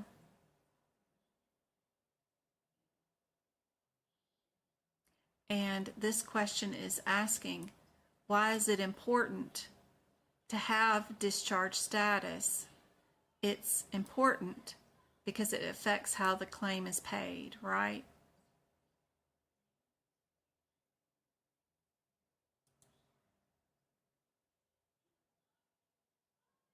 More of a CCS question. They deal with more stuff than what CPC deals with. So it's probably an area that did not get covered in the study guide. But here's some more info. Let's see. Patient discharge status code reporting. A discharge occurs when a Medicare beneficiary leaves an acute care facility, hospital, blah, blah, blah, or dies. The patient discharge status code is a 2-digit code that identifies when a patient is at the conclusion of the healthcare facility encounter or at the end of a billing cycle. The through date of claim. Patient discharge status codes listed are not all-inclusive lists. There's probably more, and if you wanted to see all of them, you need to go to the National Uniform Billing Committee, blah, blah, blah. But then they have this list of discharge codes. But there should be a list in our HIPAA book of discharge codes to go along with these questions. And yeah, maybe that has a little bit more help for that question. This one, the key factor in determining inpatient status is what? How do you determine whether a patient is observation, a regular ER visit, or if they're inpatient and have been admitted? What decides that factor? Is it a specific disease, a patient illness, the number of days, or orders? You're welcome.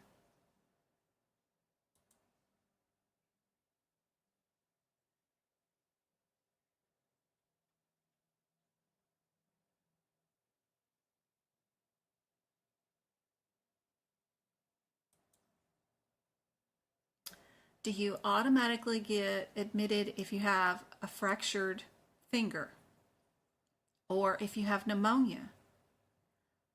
I know when my oldest got diagnosed with pneumonia as a child, they sent me home, and I'm like, you're not sending me home with this baby that has pneumonia. No, you keep him. No, he's sick. You said he's got pneumonia. People die from pneumonia. I don't want to take him home. No, they send you home. So, diagnoses have no determining patient status for whether you're admitted or not. Okay? So we can get rid of those two. So if it's a difference between A or B, is it the number of days? Can you be down in the ER for 3 days and never be admitted to the hospital? Does that happen?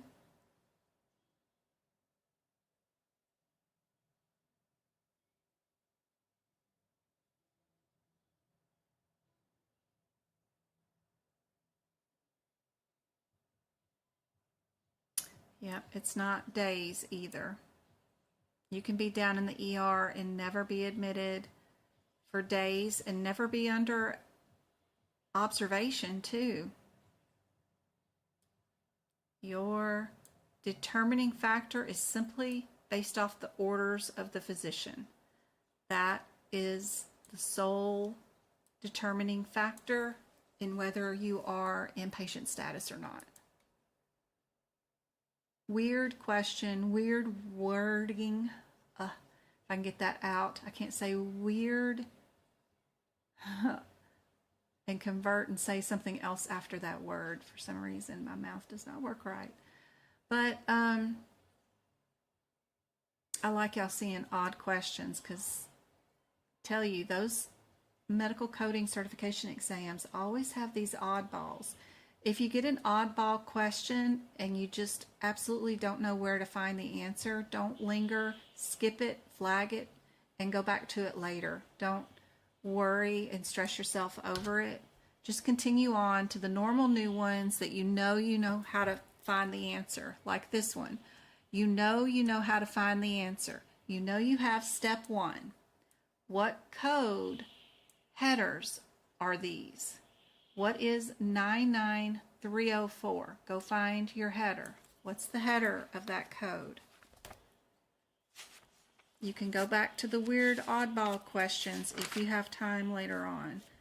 99304 is where, and what is our header?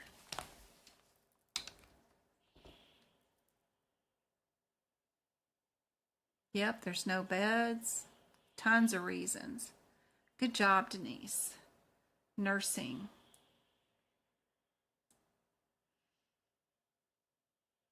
And in fact, this one is 304. New patient nursing. What's our 234? What kind of header is this one got? 234.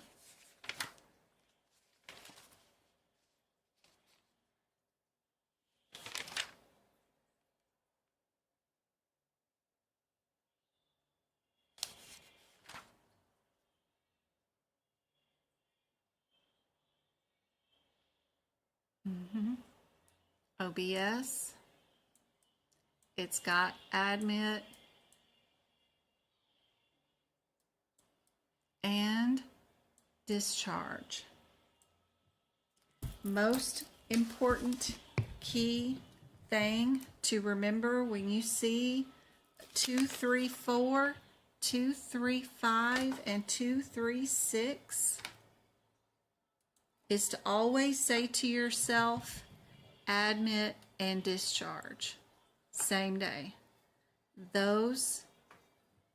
That is your key one-word differences in your 234, 235, and 236. Instead of saying hospital, inpatient, admit, just say admit and discharge same day on all of those. Then you just got whether you're straightforward, low, moderate, or high.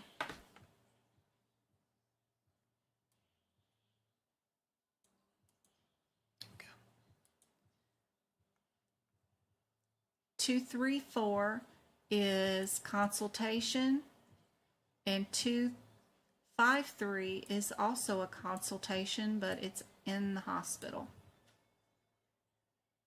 What's our last sentence? Nothing helpful, but we just had to make sure. How do we code this one?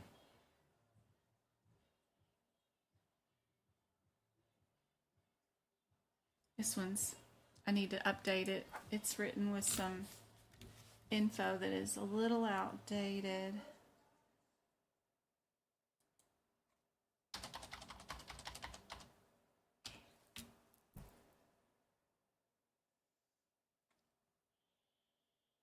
See if that changes the answer.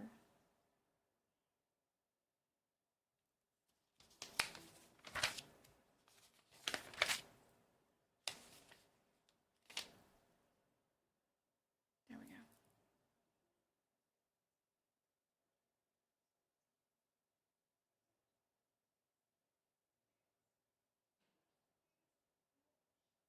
We need to get rid of that word because that makes things more complicated. Where is our patient? I still don't see a correct answer. Where is our patient? Where are they?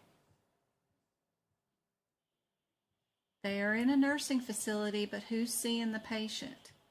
We have Dr. X being asked by Dr. Y to see this patient in a nursing facility.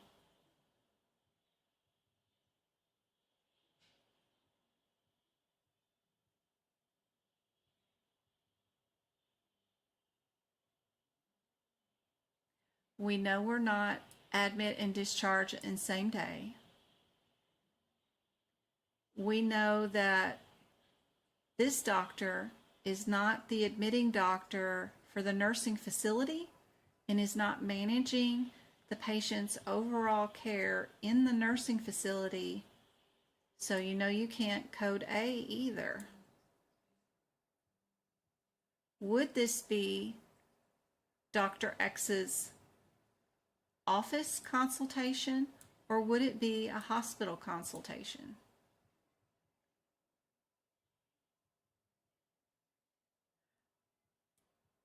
Dr. Y,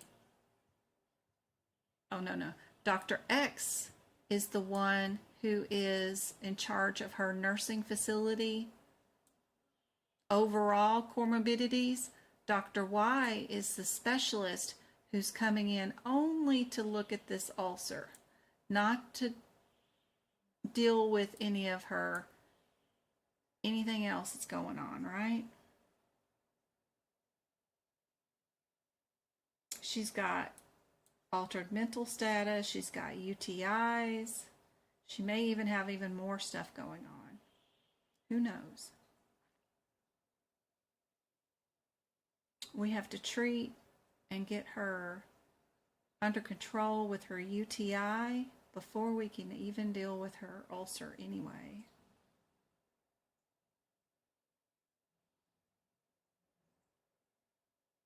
There you go.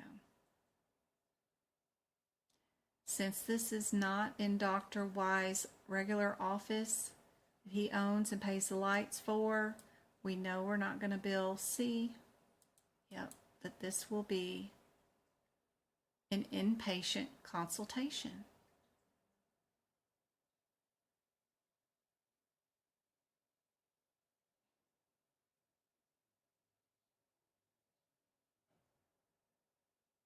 D is our answer for this one.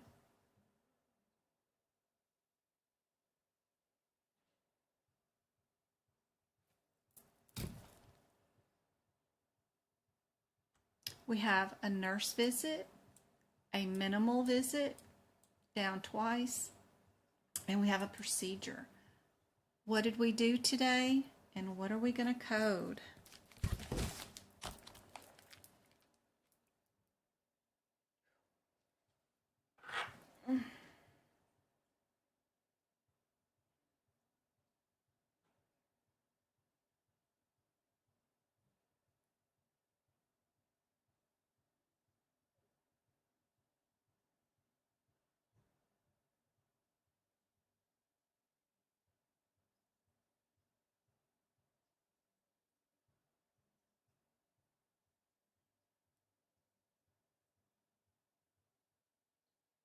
Oh, my mom needs me to help her with something. Sorry, was teaching. Did she come in and fix this? Okay, while y'all work on this, let me go see if I can fix her TiVo. She's got no TV. The rain. Hey, Grandma, come in.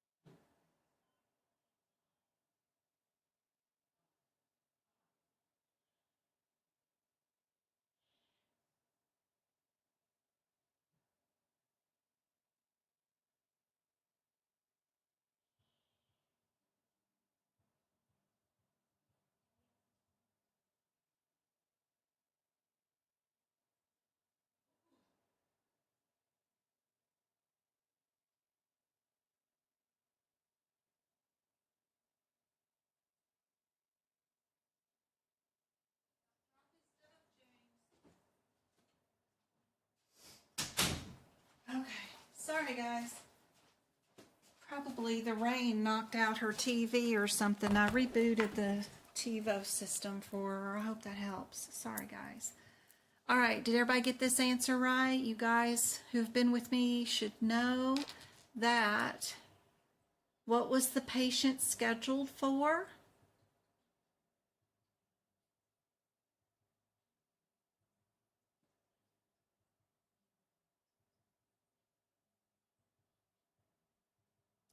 The patient was scheduled for the shoulders. Do you see an E&M visit that you can bill for, right? Did the doctor document listening to their ear or heart and then looking in their ears? Did they do, the whole evaluation and management? Did they listen to their heart? Did they take a blood pressure? Do we have any vital signs? Was this a complete E&M visit? If it's not, then you can't bill it. You have to bill just the procedure. So it looks like the examination was limited to only the shoulders. So we can't bill for a whole body exam if we didn't do one. So we're just going to bill our procedure. And all of those are a no-no. If they don't take a history and they don't do a body exam, and they only examine one body part, then you just can't bill for that office visit, right? You're just going to bill for your procedure.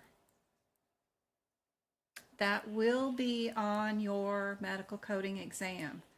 A question just like this will be on there. So don't forget this one for sure.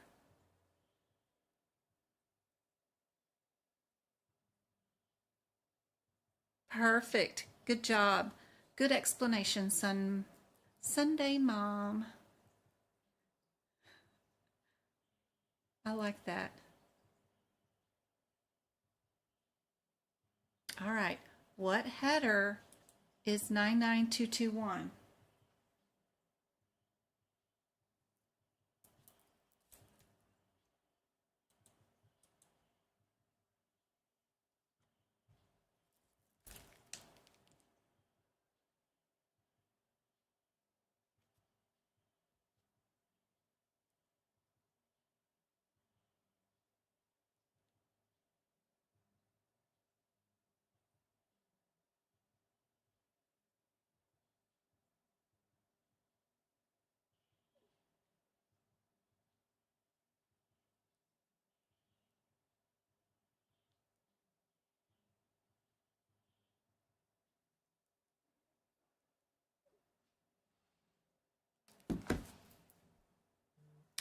We've got hospital admit. We've got subsequent hospital visit. We've got discharge, hospital, and we have ER visit. Look up your headers. What's your last sentence say? Anything else? What code is reported for 1220? We need to look through here for only 1220.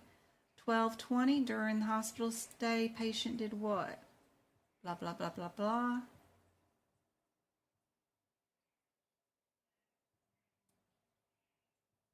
What was the patient's status on that date? Patient was admitted on this day, so we know we're not doing an admit for the 20th.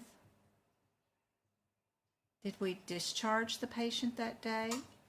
Did we just follow up with the patient that day? We know they're not in ER, so it has to be between these two.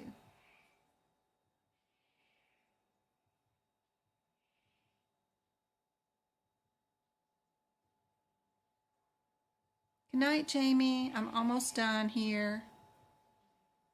Good job, Nero. Yes, this looks like a discharge because it says that they told the patient to follow up with PCP, right? I think I agree with you. Is that a discharge? Yes, it is a discharge. Good job. Perfect. Y'all got time for one more? This one's an E&M for 2 more pages. It's got 2 pages. Anybody feel like doing one more? How many do I have on? Or is it too late? I got 44 of you on and 29 likes. Yeah. We do one more? Okay. Again, what's your headers? Looks like these are both discharges, right? We just need to know if we're lower or a higher level discharge. Yeah?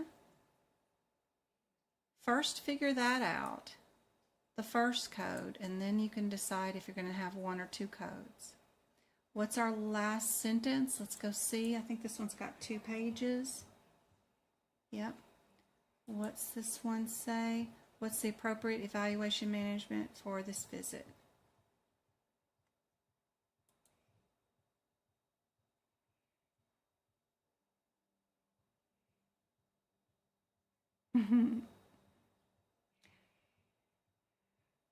Yes, I love E&M. Yes, that's awesome. We love E&M and we want to learn more. This question looks like it's got some old data in it I need to get rid of. So let's see.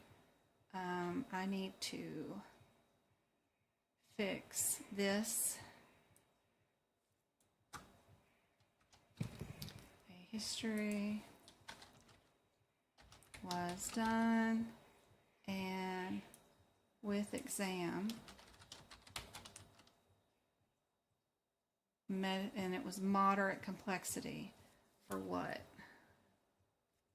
moderate complexity. So I have to make sure my answer didn't change because I had to change that.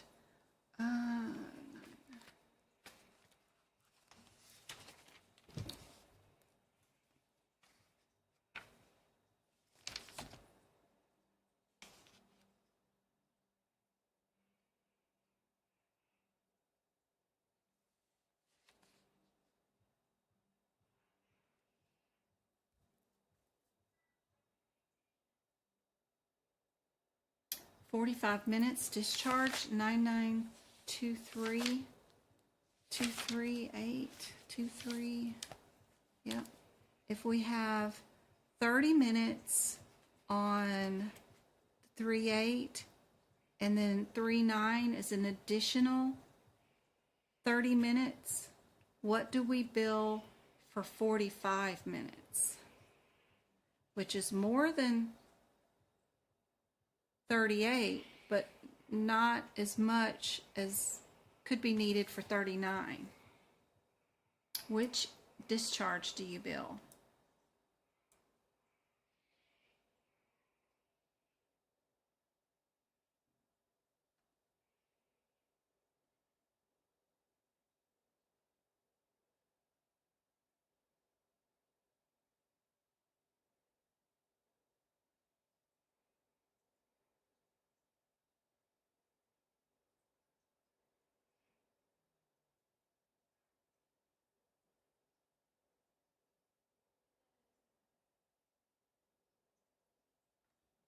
Do we have an example in our discharge thingies?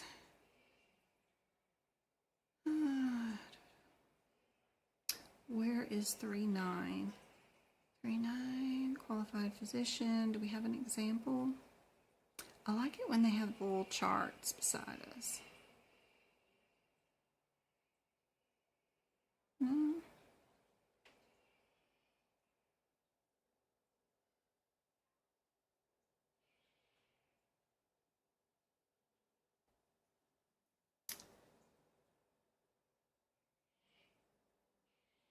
We know that if we used our MDM moderate for our admit that we also did at the nursing home facility, if we look at our nursing facility codes, the 35, the 305, 305 and 304, 305 is moderate, where 304 is low. But I had to change this question because it's got factors in it that were part of the guidelines from last year that we no longer do, because history and exam used to be factors in our MDM. They're no longer factors in our MDM. That would have lowered or raised this, and it may have changed our answer to the question, if that makes any sense.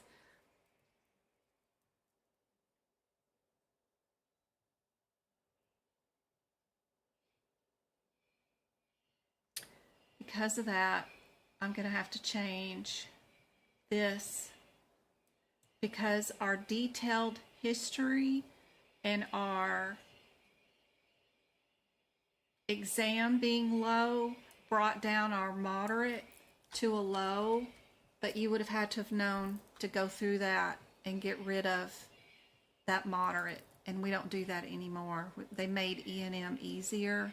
And I know I'm overcomplicating this exam question, but I should have fixed it before we got started with tonight's live. But I didn't. So now that we have fixed this one, to get it to where they had it, if I put this back to moderate, and their meaning of this question, I would have to change, she obtains a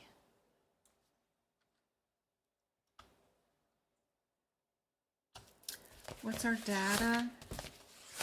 Sorry, I'm thinking out loud. With limited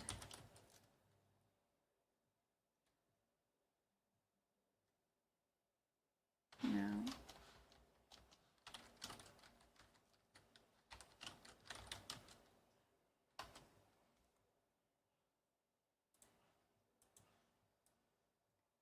with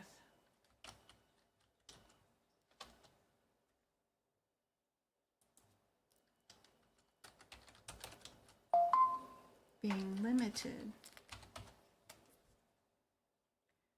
and the risk is moderate.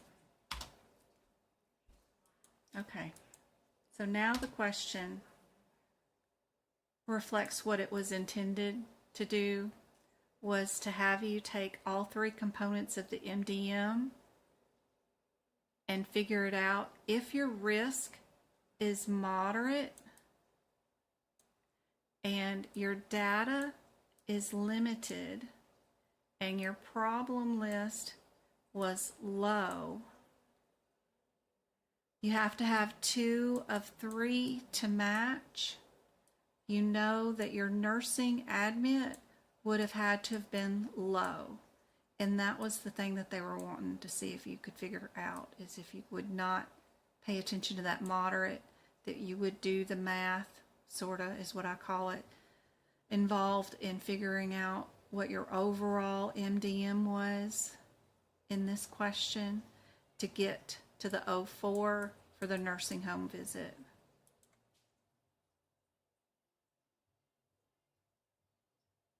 and that would have told you that you would have had to build the 39 for the discharge for 45 minutes. So now you can go into your CPT book and write down that 99234 for 45 minutes can be billed.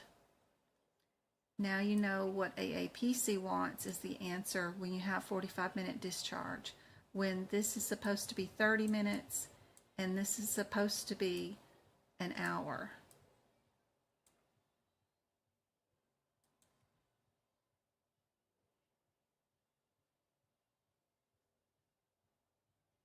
Anyway, since I messed up this one, let's do one more.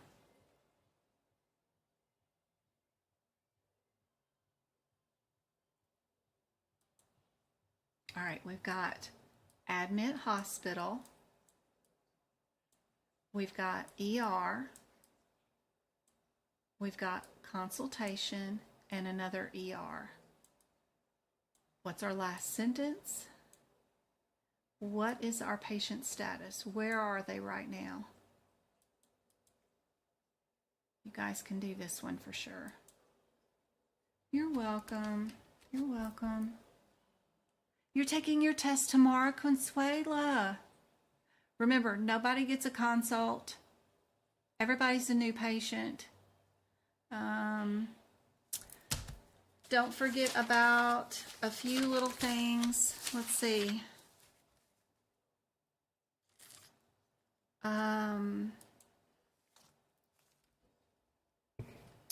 Skin gland, female, Luna, fingernail, Warthons, oral tumor, OS is opening of the cervix, phalanges, fingers, what connects bone to bone, parts of the shoulder, parts of the knee, ESRD is end-stage renal disease.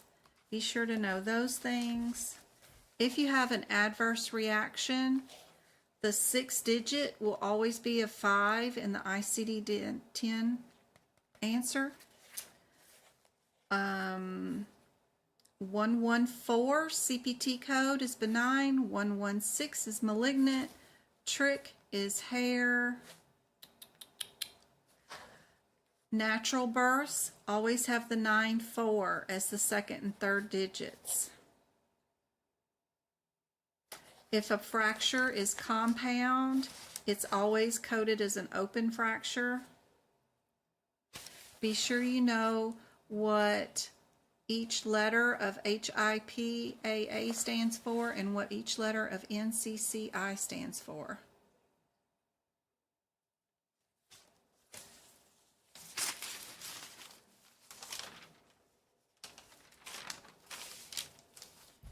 TC and PC equal global. Hospitals use TC. MDs use PC, which is 26. Oral or rectal contrast means no contrast was given.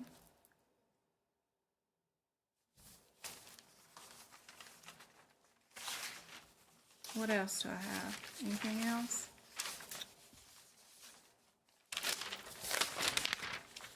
That's about it. That's all I got off my head right now.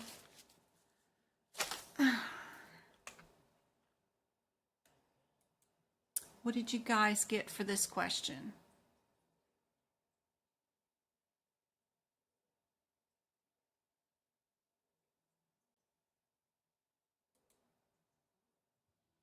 Best of luck, Consuela. Come back and let me know how you did. I hope I gave you, yes, this will be available for you to replay. Absolutely, Samantha. Yep. You didn't get to take it on the 21st? Okay, that's all right. Best of luck tomorrow. Just remember you got me on your shoulder. Remember what I've said.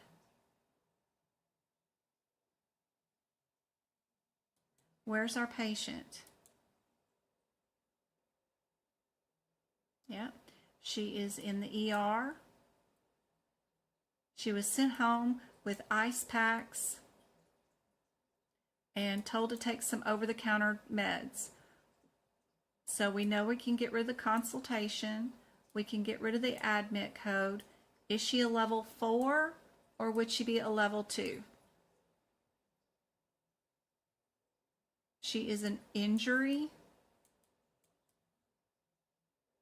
Technically, she should be an 83 since they've changed these guidelines.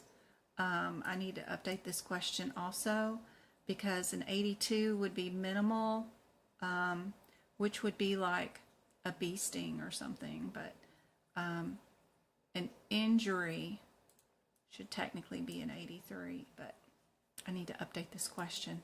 I grabbed these last ones from an old E&M thing that I did last year, but I thought they were still cool questions. I just, see this says low MDM, and our MDM for 82 is changed because we made 81 a nurse visit. So now 83 is low, 82 is minimal. So I got to update this question. Anyway, the next ones are going to be ICD-10 ones, but we'll do those later on in the weekend. Let me go work on my lovely comprehensive guide to the E&M section that I know you guys would really benefit.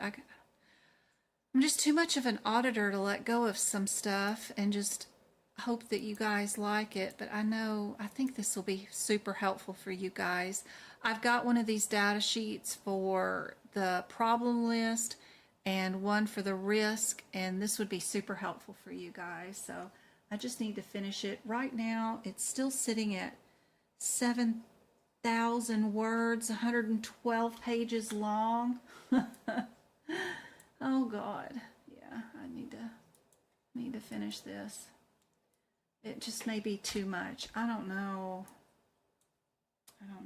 but I like it, but goodness, it's good. But anyway, I gotta finish it. But yeah, it's helpful. We'll be back. We'll do some more lives. I don't have much going on this weekend, I don't think. So I'll be back. I know for sure I'll be back Monday through Thursday next week. I'm working on finishing up the 2024 E&M section and get that up and posted. And hopefully this comprehensive guide to E&M, that should be super helpful for you guys. And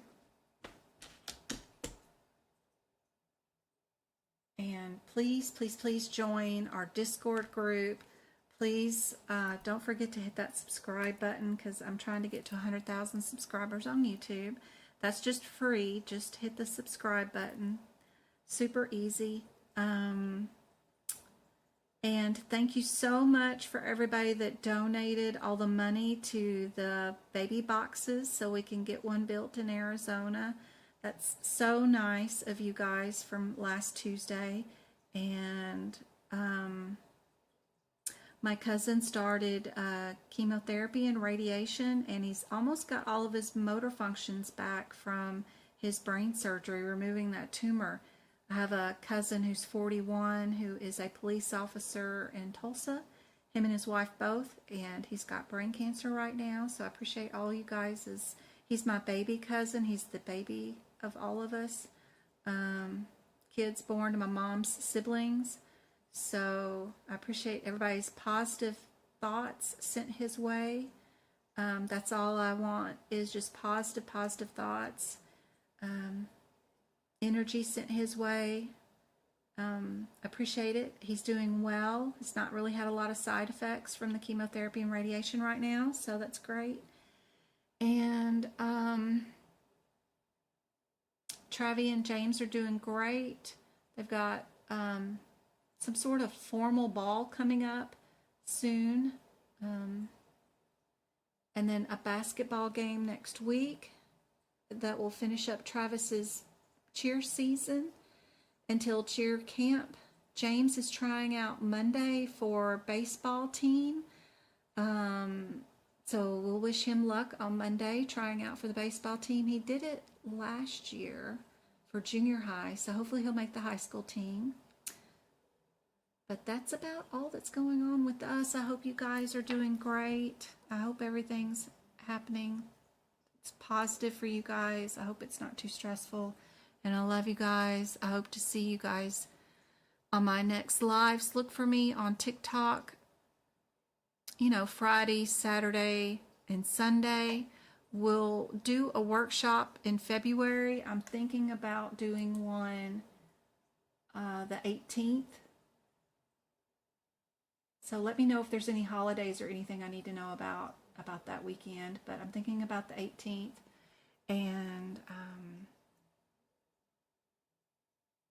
thank you so much. Appreciate you guys. Love y'all. I will see y'all again. We'll definitely be doing a live on YouTube on Monday. Tuesday, I already have up the link for our next YouTube video for practice exam questions, but I'll be on this weekend working on the book and the notes for you guys. Thank you so much, guys. I hope all the YouTube subscribers, subscriptions that we sent out tonight are super helpful to you guys. And winter ball, there you go. Yeah, he's doing something like that. Both the boys, I think, were going to go. I gave them money to go pay for their ball tickets. Of course, Travis gave his money to one of his friends to get water bottle because she was feeling faint and he wanted to hydrate her. And I'm like, dude, there's water fountains all over the school. Why did I spend $5 on a water bottle? Dude. So then he didn't get his ticket. And then James just forgot to go buy his winter ball ticket. I'm like, why do y'all even bother asking me for money when y'all can't even follow through and go buy the stuff? They'll just end up buying the ticket at the door. You miss my drawings? Aw. I miss him drawing. All right, guys. I love y'all. I will see y'all on TikTok later on this weekend. I hope this was helpful, and I'm so proud of all of you guys. Y'all putting in all this time to listen to me and work on this career for yourselves. I'm so proud of you. Y'all are awesome.